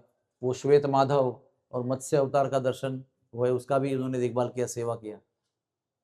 तो ये सुबह की बची हुई कहानी जो आपने दर्शन किया, और अगर दर्शन आपने सब लोग ने मिलकर किया, उसकी मैंने कहानी बताई। तो मूलराम प्रभु कहाँ हैं? आगे कहें कुछ आज के बारे में? तो जगन्नाथ वल्लभ गार्डन का मैंने तो आपको बता दिया ना। वो जगन्नाथ वल्लभ गार्डन जो है वो जगन्नाथ का बड़ा प्रिय बगीचा है। उनके लिए वहाँ पर फूल उगाए जाते हैं, और वहाँ पर आकर जगन्नाथ जी खेलते भी हैं। यस, हाँ, ठीक है। तो जगन्नाथ वल्लभ का कथा तो हो गया। उसके बाद में चैतन्य मठ जो अपने बाजू में ही है एकदम। किस तरफ है चैतन्य मठ? इस साइड में कि इस साइड में? हाँ, बाजू में। तो लिखा हुआ है बर्थ प्लेस ऑफ भक्ति सिद्धांत सरस्वती। तो एक हमारे संप्रदाय में भी देखो, कई नए नए व्यक्तियों का नाम मैं ले रहा हूँ, आपने पहली बार सुना होगा, सुनते होंगे, इसलिए मेरा कर्तव्य है कि आपको समझाए कि वो कौन व्यक्ति है। अब सडनली आपको मैं साउथ अफ्रीका के प्रधानमंत्री का नाम बताया तो आप सब लोग दंग रह जाएंगे, वो कौन है भाई, कहाँ से आया वो? तो बताना पड़ेगा कि साउथ अफ्रीका देश है, उसके अंदर ये घाना नाम का देश है, उसके अंदर प्रधानमंत्री का नाम ये है, ये कुल का है, वो कुल का है। उस प्रकार से हमारे संप्रदाय में, जैसे मैं हूँ तो मेरे गुरुजी है परम पूज्य राधानाथ स्वामी महाराज, देखो उनका फोटो वहाँ लगा है ना, उनके गुरु है प्रभुपाद जी, जो इस्कॉन के संस्थापक हैं। उनके गुरु जो है वो है कृष्ण कृपाश्री मूर्ति भक्ति सिद्धांत सरस्वती प्रभुपाद, ये उनका नाम है। उनके गुरु का नाम है बाबाजी महाराज गौर किशोर जी, गौर किशोर बाबाजी महाराज, बड़े परम विरक्त संत थे वो। और उनके गुरु जी का नाम है ठाकुर भक्ति विनोद। और ठाकुर भक्ति Vinod by the way Thakur भक्ति सिद्धांत जी के पिताजी भी थे, समझ में आपको आया। और ठाकुर भक्ति विनोद के गुरु जो है उनका नाम है जगन्नाथ दास बाबाजी महाराज, सार्वभौम जगन्नाथ बाबाजी महाराज। ऐसे महान संत है, उनकी क्या कहानी बताएं आपको। जगन्नाथ बाबाजी महाराज 146 साल तक जिए, अभी अभी 200 साल पहले की बात, 146 ईयर तक जिए वो। उनका ऐसा अद्भुत जीवन कहानी है। जैसे कैसा है सिद्ध बकुल, यहाँ पर वो बकुल का ट्री जो है वो सिद्ध हो गया ठाकुर हरिदास के जप से, वैसे जगन्नाथ दास बाबाजी महाराज नवद्वीप में गंगा किनारे उनका आश्रम है, और वहां बैठकर वो एकांत भजन करते थे दिन रात। तो वहां पर एक पेड़ था, पेड़ भी एक जीव है ना, वो सिद्ध हो गया और गोलोक धाम चला गया। पेड़ का जीव, उसका नाम है हरे कृष्णा ट्री, वो भी सिद्ध हो गया। संत के संग से एक वृक्ष भी सिद्ध हो गया। ऐसे महान संत थे वो। कई साल ब्रज में रहे, सूर्य कुंड में उनका बहुत बड़ा स्थान है जहां भजन किया था उन्होंने। वहां एक बड़े बाबा थे मधुसूदन बाबा, प्रसिद्ध 4 बाबा हैं ब्रज के, उसमें एक थे मधुसूदन बाबा। उनके संग में रहते थे वो ब्रज में, और उनके अनुयायी थे, फॉलोअर थे ठाकुर भक्ति विनोद। ठाकुर भक्ति विनोद ने भी वहां भजन किया हुआ है सूर्य कुंड में। और उनके अनुयायी थे गौर किशोर बाबाजी महाराज, उन्होंने भी वहां भजन किया है सूर्य कुंड में। सूर्य कुंड एक बहुत ही सुंदर, अति उत्कट लीला स्थली है वृंदावन में, गोवर्धन के पास में। वो भी एकांत है, वहां पर कोई भीड़ होती नहीं है, लेकिन इतना सुंदर तालाब है वहां पर, सूर्य कुंड नाम का। सूर्य भगवान का दर्शन है वहां पर, भगवान स्वयं सूर्य भगवान बने थे। कभी कभी यात्रा में ले गए लोगों को वहां पर। हाँ, भरना खुर्द बहुत दूर है वो, मतलब कभी कभी बोलते हैं अरे प्रभु जी को भरना खुर्द में क्यों ले जा रहे हो, उतना दूर, इतना समय लगेगा वहां पहुंचने का, रास्ता भी ठीक नहीं, ऐसा कहते हैं। लेकिन वो बहुत अति रमणीक स्थान है। हमारे महाराज जी ने वहां पर कई बार कथा की है, अद्भुत कथाएं की है यात्रा में, 2-2 हजार लोगों को लेके जाकर। एनीवेज, ये ठाकुर भक्ति विनोद जी जिसके मैं जिक्र कर रहा हूँ, उनका नाम था केदारनाथ दत्त। और जब दीक्षा बख्शी लिया उन्होंने तो उनका नाम पड़ा ठाकुर भक्ति विनोद। जैसे मेरा नाम विवेकानंद है, लेकिन दीक्षा के बाद में विश्वरूप दास हो गया, वैसे उनका नाम स्पिरिचुअल नेम पड़ा ठाकुर भक्ति विनोद। लेकिन उनकी विशेषता ये है कि वो ठाकुर भक्ति विनोद जो थे वो पेशे से मैजिस्ट्रेट थे अंग्रेजों के जमाने में, यानी जज थे। और इतने बुद्धिमान थे कि 16 घंटे का काम 4 घंटे में करते थे, फटाफट पकड़ते थे। और ऐसा न्याय करते थे कि ब्रिटिश अधिकारी उनसे इतने प्रसन्न थे, इतने खुश थे, उनको बहुत लंबी चौड़ी तनख्वाह देके रखी थी, बड़ा कोठी देके रखा था। लेकिन तो भगवान के भक्त हैं ये, उनका हृदय तो लगता नहीं था उसके अंदर कि कितने दिन संसारिक काम करे। उनको 10 बालक थे, उसमें 6 सन्यासी बन गए। ऐसा अद्भुत उनका चरित्र है। तो कुछ समय बाद युवावस्था में विरक्ति आ गई, उन्होंने कहा कि नहीं, मुझे तो चैतन्य महाप्रभु के संप्रदाय में प्रचार करना है। तो उन्होंने इस्तीफा दे दिया, ब्रिटिशर को बोला कि thank you very much, I resign. तो वो इतने महत्वपूर्ण, इतने चहेते अधिकारी थे, वांटेड ऑफिसर, कि अधिकारियों ने पूछा अंग्रेजों ने कि आप क्या करोगे, कहाँ जाना चाहते हो, इतनी जल्दी क्यों जा रहे हो आप, तो बहुत टाइम है रिटायर होने के लिए। तो उन्होंने कहा कि मैं मेरे गांव जाऊंगा, नवद्वीप में गोद्रुम जाऊंगा। गोद्रुम यानी उनका गोद्रुम द्वीप, जहां पर एक गैया एक द्वीप में निवास करती है, मार्कंडेय मुनि भी वहां निवास करते हैं। गोद्रुम द्वीप, वहां पर इनका घर है। नित्यानंद प्रभु ने वहां पर लीला किया है बहुत सारा। एनीवेज, तो मैं वहां जाऊंगा, मेरा घर है, वहां पर रहूंगा और महाप्रभु चैतन्य के शास्त्र का और धर्म का प्रचार करूंगा मैं। तो उन्होंने कहा कि एक काम करते हैं, आपकी भी इच्छा पूरी हो, हमारा भी काम निकले। तो गोद्रुम के पास में हमारा एक कचहरी है, कृष्णा नगर, आज भी है वो, एक टाउनशिप है, वहां पर कचहरी है, वहां पर गवर्नमेंट ऑफिस है, म्यूनसिपैलिटी ऑफिस है, बहुत सारे उधर कचहरियाँ होती है, ऑफिसेस ऑफ गवर्नमेंट। तो वहाँ पर हमारा एक कोर्ट भी है, तो बहुत पास में है। तो आप अपने गांव में रह सकते हो, अपना कार्य भी कर सकते हो, और केवल 4 घंटा दिन में आप काम पे आ जाओ और न्यायाधीश के रूप में काम करो। हम क्या करते हैं, अभी ध्यान से सुनो, ये बताने वाली बात जो है बड़ी अद्भुत बात है। क्या बताया उन्होंने कि जो कचहरी है वो कचहरी के प्रवेश द्वार से हम एक रेल लाइन डालेंगे जो आपके घर के कोठी के सामने तक जाएगी। बीच में कोई स्टेशन नहीं होगा, एक ही बोगी होगी, एक इंजन होगा, 2 सिपाही होंगे, एक गार्ड होगा चलाने वाला। बस वो रोज रेलगाड़ी जो है, जैसे हम लोग समझो रोल्स रॉयस भेज रहे हैं आपके लिए, हाँ, आपके घर से हमारे घर तक, पूरे शोफर ड्रिवन, एयर कंडीशन, वैसे उस जमाने में रोड नहीं था, ट्रेन थी, ट्रेन, एक बोगी इंजन का, एक बोगी में एक ही यात्री और खाली गार्ड्स उनके लिए। आपके घर से आपको बाहर निकलना है और ट्रेन में बैठना है, सीधा ट्रेन आपको कचहरी पहुंचाएगी, वहां से उतरना है, कचहरी में प्रवेश करना है, बस 4 घंटे में आपको छोड़ देंगे। ब्रिटिश लोग भारतीय लोगों को कभी भी सम्मान देते नहीं थे, कोई बड़ा पोजीशन देते नहीं थे। आज भी इंग्लैंड में वही कल्चर है, अगर यहाँ का डॉक्टर को जाएगा ना वहां पर, तो केवल स्पेशलिस्ट पोजीशन तक पहुंचेगा वो, कंसल्टेंट पोजीशन में कभी पहुंचेगा नहीं। कितना भी बड़ा कुशल होगा, कितना भी तजुर्बा होगा, कितने साल भारत में काम किया होगा, 10 डिग्री होगी उसके बाद मेडिकल की, रिसर्च की डिग्री होगी, फिर भी इंग्लैंड में आपको एक ही स्तर पर आगे आगे जाने होगा, उसके आगे आपके ऊपर एक ब्रिटिश डॉक्टर रहेगा, चाहे वो जवान हो, कम पढ़ा लिखा हो, लेकिन वो आपके ऊपर राज करेगा। ये ब्रिटिशों की नीति थी, उन्होंने कभी भी भारतीय लोगों को ऊपर आने नहीं दिया। अपने अधिकारियों के बच्चों के लिए कैम्ब्रिज का स्कूल वो चलाते थे, और भारतीय लोगों के बच्चे के लिए अलग टाइप का स्कूल पढ़ाते थे, निम्न दर्जे का अभ्यास उनको पढ़ाते थे, ताकि ये लोग ज्यादा आगे नहीं बढ़े और हमारे नौकरी बन के रहे, गुलामी बन के रहे। गुलामगिरी का जो उनका सिद्धांत था वो उन्होंने बहुत सोच समझ के हमारे दिमाग में फिट किया है, सॉफ्टवेयर। गुलामगिरी, स्लेवरी, आज भी हम उनको सलाम करते हैं, उनकी चमड़ी को, उनके कपड़े को, उनकी वस्तुओं को, made in England, made in America, made in Japan, हम बहुत प्रभावित हो जाते हैं। हाँ? कई ऐसे मॉल है मुंबई में जहाँ पर मुंबई की, भारत की एक भी वस्तु नहीं मिलती है, सब फॉरेन की वस्तु मिलती है, और वहाँ पर बहुत भीड़ लगी रहती है। और कभी बोलो कोई इंडियन टी शर्ट है क्या, बोलो नहीं बोलेंगे आप, क्योंकि उनको जानते हैं कि भारतीय लोग गुलामगिरी की भावना से इतने ग्रस्त हैं कि कई पीढ़ियां बीत चुकी है, 75 साल 80 साल बीत चुके हैं, लेकिन 200 साल के राज का परिणाम हमारे दिमाग में अभी तक है। तो अभी हमारा नया गवर्नमेंट प्रयास कर रहा है कि भारत की गुलामगिरी की मनोवृत्ति नष्ट की जाए और भारत का स्वाभिमान पुनः जगाया जाए। महात्मा गांधी ने बहुत प्रयास किया, लेकिन ज्यादा फर्क नहीं पड़ा उससे। कुछ समय तक लोगों ने कपड़े जलाए, बाद में वही पहनने शुरू कर दिए वापस, क्योंकि इतना रूट में है ना, जेनेटिक लेवल पे वो गुलामगिरी घुसा के रखी है। ऐसे जमाने में, अभी तो राज खत्म हुआ उनका, तभी भी परिणाम है, जब राज चल रहा था तो कितना प्रभाव रहेगा भारतीयों को दबाने का और अपना श्रेष्ठत्व प्रकट करने का।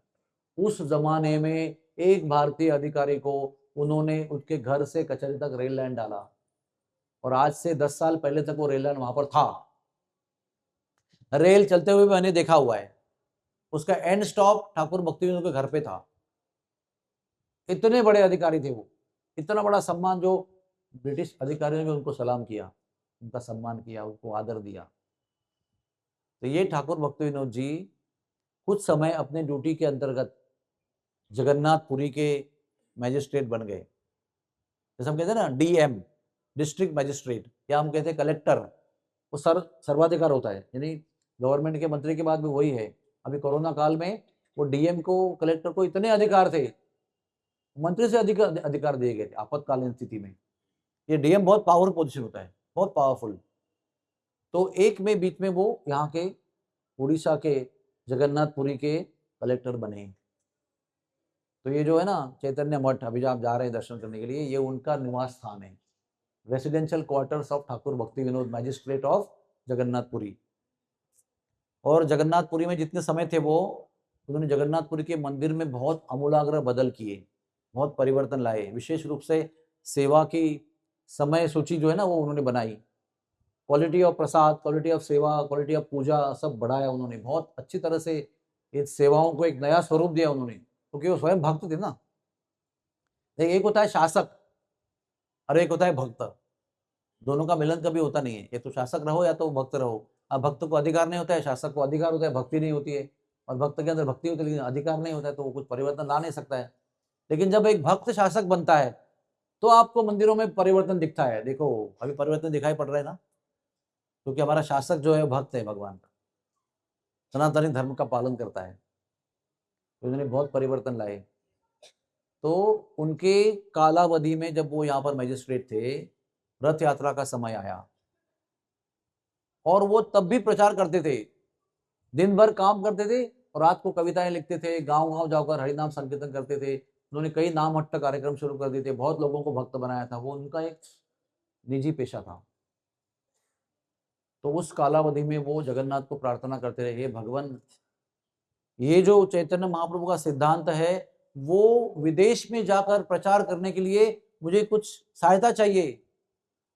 आप अपने एक किरण, हे विष्णु भगवान, हे जगन्नाथ जी, आपका एक किरण मुझे पुत्र के रूप में दीजिए, ताकि वो पुत्र ये सिद्धांत जो चैतन्य महाप्रभु का आंदोलन है वो विदेश में जाकर फैलाए अंग्रेजी भाषा में।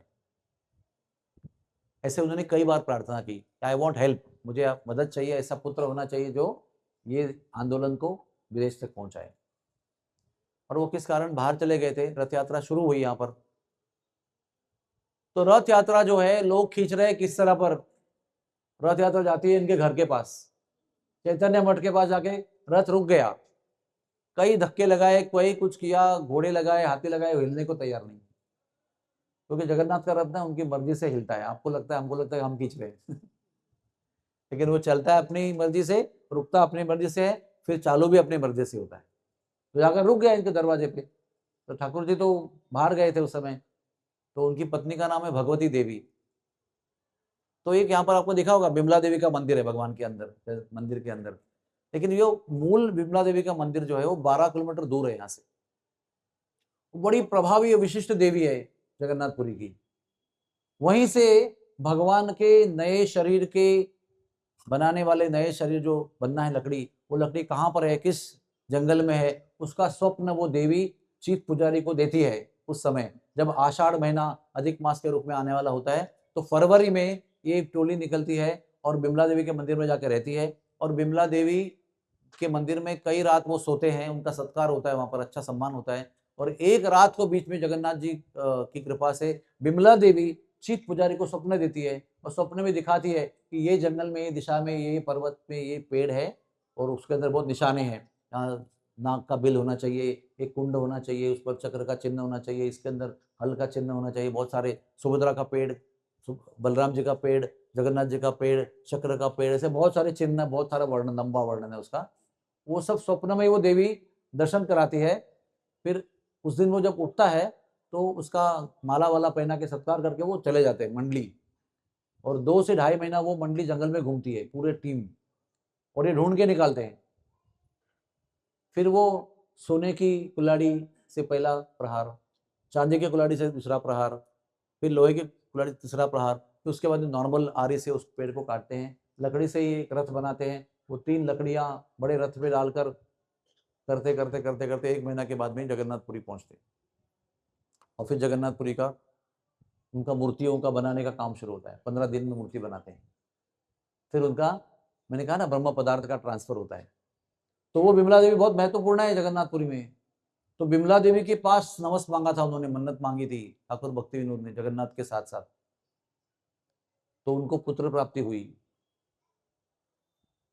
तो वो नवजात शिशु को भगवती देवी, इनकी पत्नी जो है, वो 6 दिन का था उस समय, नवजात शिशु, उसका नाम था बिमला प्रसाद। उसको लेकर वो आई और बालक का शीश जगन्नाथ के चरणों में रखा। ऐसे जगन्नाथ कितने बड़े हैं, इतना सा बालक है, वो उसका शीश जो है वो उनके चरणों के ओर करके रखा। तो जैसे ही रखा, जगन्नाथ के गले से एक माला टूटकर उसके गले में गिरी। तो भगवती देवी बहुत प्रसन्न हो गई। और अभी वो मजिस्ट्रेट की पत्नी है, तो कोई बोलेगा नहीं, जल्दी करो निकलो, रथ निकलना है, कौन क्या कहेगा। बहुत देर तक वो बालक वहां पर चरणों में पड़ा रहा। फिर उठा के अंदर ले गई, फिर रथ यात्रा आगे बढ़ी। फिर भक्ति विनोद जी बाहर से आए, उन्होंने बताया ऐसा ऐसा प्रसंग हुआ। तब ठाकुर भक्ति विनोद जी को समझ में आया कि मैंने जो प्रार्थना की थी उसका उत्तर ये बालक है, और वही आगे जाकर नैष्ठिक ब्रह्मचारी बने। और उनका नाम हुआ कृष्ण कृपाश्री मूर्ति भक्ति सिद्धांत सरस्वती ठाकुर प्रभुपाद, जिन्होंने हमारे प्रभुपाद को दीक्षा दिया। उल्टाडंगा रोड, हाँ, पहली बार मिले 22 साल की उम्र में, उन्होंने उनको देखते आदेश दिया, आप जवान हो, पढ़े लिखे हो, आप क्यों नहीं अंग्रेजी भाषा में प्रचार करते हो विदेश में जाकर। उन्होंने कहा 22 साल का लड़का हूँ, अभी 26 साल का हूँ, शादी शादी अभी हुई है, छोटा छोटा बच्चा है घर पे, बिजनेस है, बड़ा परिवार है, क्या करो अभी मैं। लेकिन उसी समय उन्होंने मन में ठान लिया कि ये मेरे गुरु हैं। तो वो भक्ति सिद्धांत जी का जन्म यहाँ पर हुआ है। वो जन्म से ही ठाकुर भक्ति सिद्धांत जी जब आगे बने, 7 साल की उम्र में वो गीता कंठस्थ हो गई उनको, और 7 साल की उम्र में गीता पर प्रवचन करने शुरू कर दिए उन्होंने। 13 साल की उम्र में उन्होंने सारे शास्त्र कंठस्थ कर दिए, चैतन्य चरितामृत, श्रीमद् भागवत, भक्ति रसामृत सिंधु, यहाँ तक के ग्रंथ लिखा, सूर्य सिद्धांत, भविष्य होता है ना वो एस्ट्रोलॉजी, क्या कहते हैं उसको, ज्योतिष शास्त्र के ऊपर। आज तक भारतवर्ष में उसके मुकाबले का ज्योतिष शास्त्र का कोई ग्रंथ नहीं है, उसका नाम है सूर्य सिद्धांत। लेकिन एक समय पर जब उन्होंने दीक्षा ली अपने गुरु से, तब उनको लगा ये ज्योतिष शास्त्र जो कर्म कांडे पर आधारित है, इसको प्रचार नहीं करूंगा मैं, बाजू में हटा दिया उन्होंने, अपना ही लिखा हुआ ग्रंथ जो है। लेकिन आज भी ज्योतिष शास्त्र के जो पंडित दिग्गज लोग हैं उसको प्रमाण मानते हैं, इतना श्रेष्ठ ग्रंथ है वो, इतने बड़े विद्वान थे वो। 13 साल की उम्र में सारे शास्त्र मुखोद्गत थे उनको, और कभी विवाह नहीं किया उन्होंने। उनके पिताजी के पास अभी संत आते थे, पिताजी गृहस्थ हैं 10 बालक वाले, और जो संत आते थे वो विरक्त हैं, परम विरक्त। हाँ, नमो गौर किशोराय साक्षात वैराग्य मूर्तये विप्रलंब रसाम मोदे पादाम्बुजाय ते नमः, ये उनका प्रणाम मंत्र है। इसमें क्या कहा गया है कि ये साक्षात वैराग्य है, वैराग्य नहीं प्राप्त है उनको, साक्षात वैराग्य ही खुद है वो, इतने प्रचंड वैरागी थे वो। लेकिन वो ठाकुर भक्ति विनोद जैसे गृहस्थ के घर में प्रवचन सुनने को आते थे, क्योंकि ठाकुर भक्ति विनोद की जो आध्यात्मिक स्थिति थी उसको वो पहचानते थे कि ये गृहस्थ है 10 बच्चों वाला, लेकिन ये बहुत ऊंचा कोटि का महात्मा है। तो ठाकुर भक्ति विनोद ने अपने बालक विमला प्रसाद को बताया कि आप इनसे दीक्षा लो। तो वो एक कोने में जहाँ पर लोग टट्टी पेशाब करते थे वहां पर बैठ के भजन करते थे।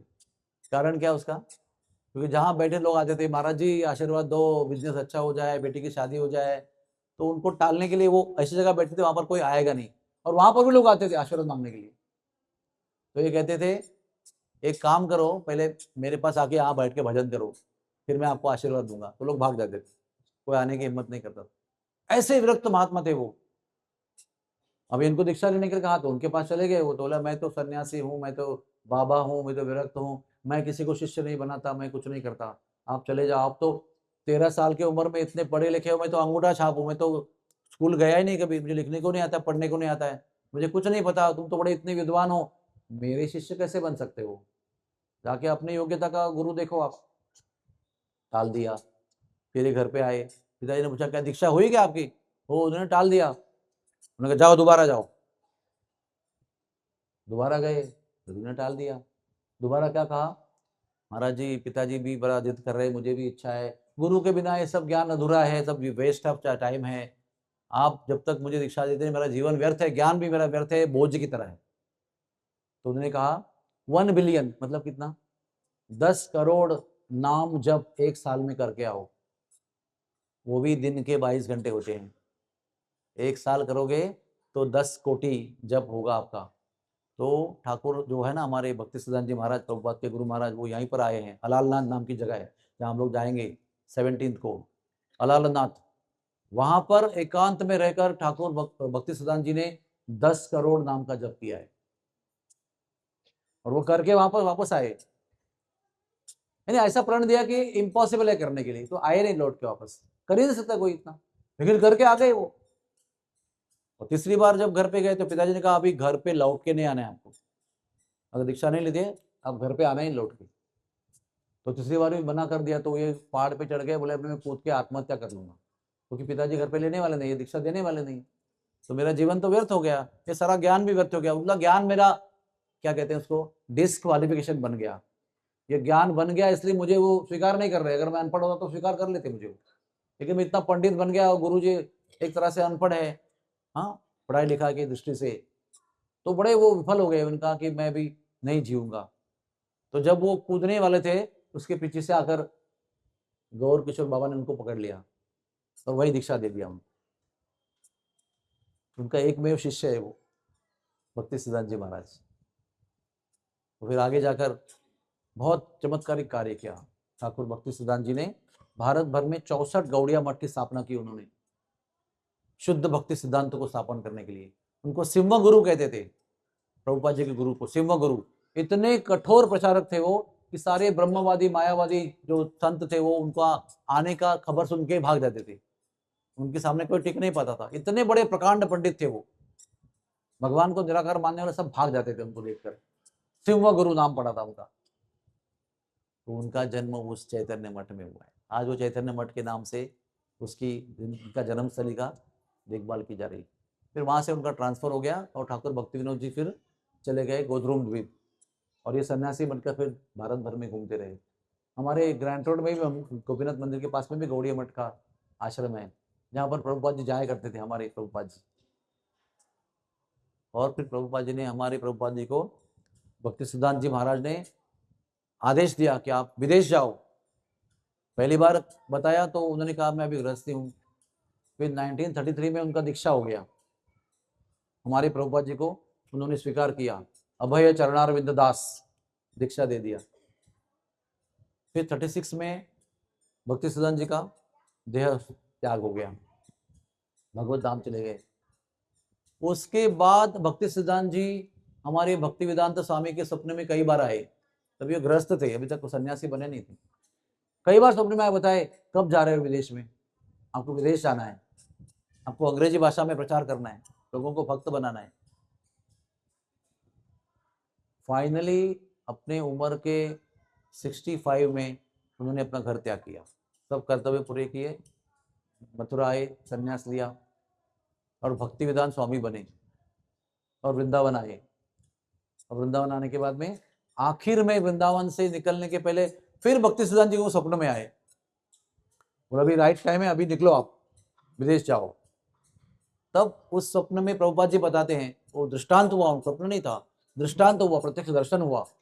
उसमें भक्ति सिद्धांत जी, गौर किशोर जी महाराज, ठाकुर भक्ति विनोद जी, जगन्नाथ बाबा जी महाराज, रूप गोस्वामी, 6 गोस्वामी, चैतन्य महाप्रभु, नित्यानंद प्रभु, सारे पूरा संप्रदाय खड़ा हो गया और उनको आदेश दिया भक्ति वेदांत स्वामी को, तभी आप जाओ। तब उन्होंने भागवत का एक स्कंद का अनुवाद करके 3 किताबें बनाई थी।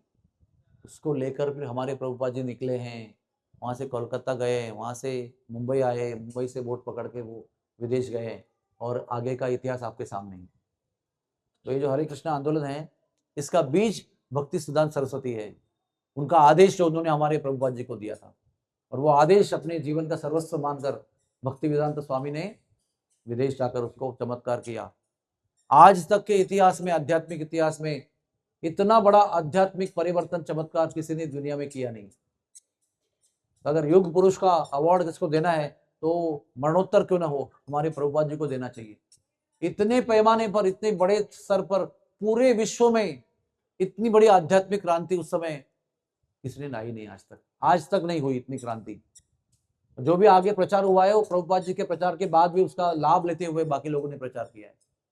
लेकिन जो होता ना, ब्रेकिंग द आइस, जो शुरुआत है, उसका आरंभ है, वो प्रभुपाद जी ने, भक्ति वेदांत स्वामी ने किया है। तो वो चैतन्य मठ हमारे लिए बड़ा वंदनीय स्थान है, क्योंकि उनके आदेश के प्रभाव से ही ये पूरा विश्वव्यापी हरे कृष्णा आंदोलन खड़ा हो गया है।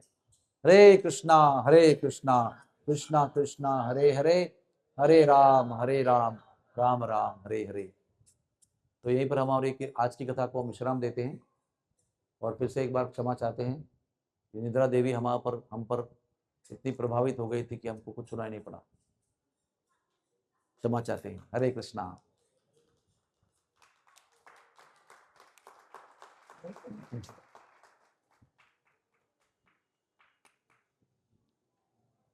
तो एक बार जोर से बोलो।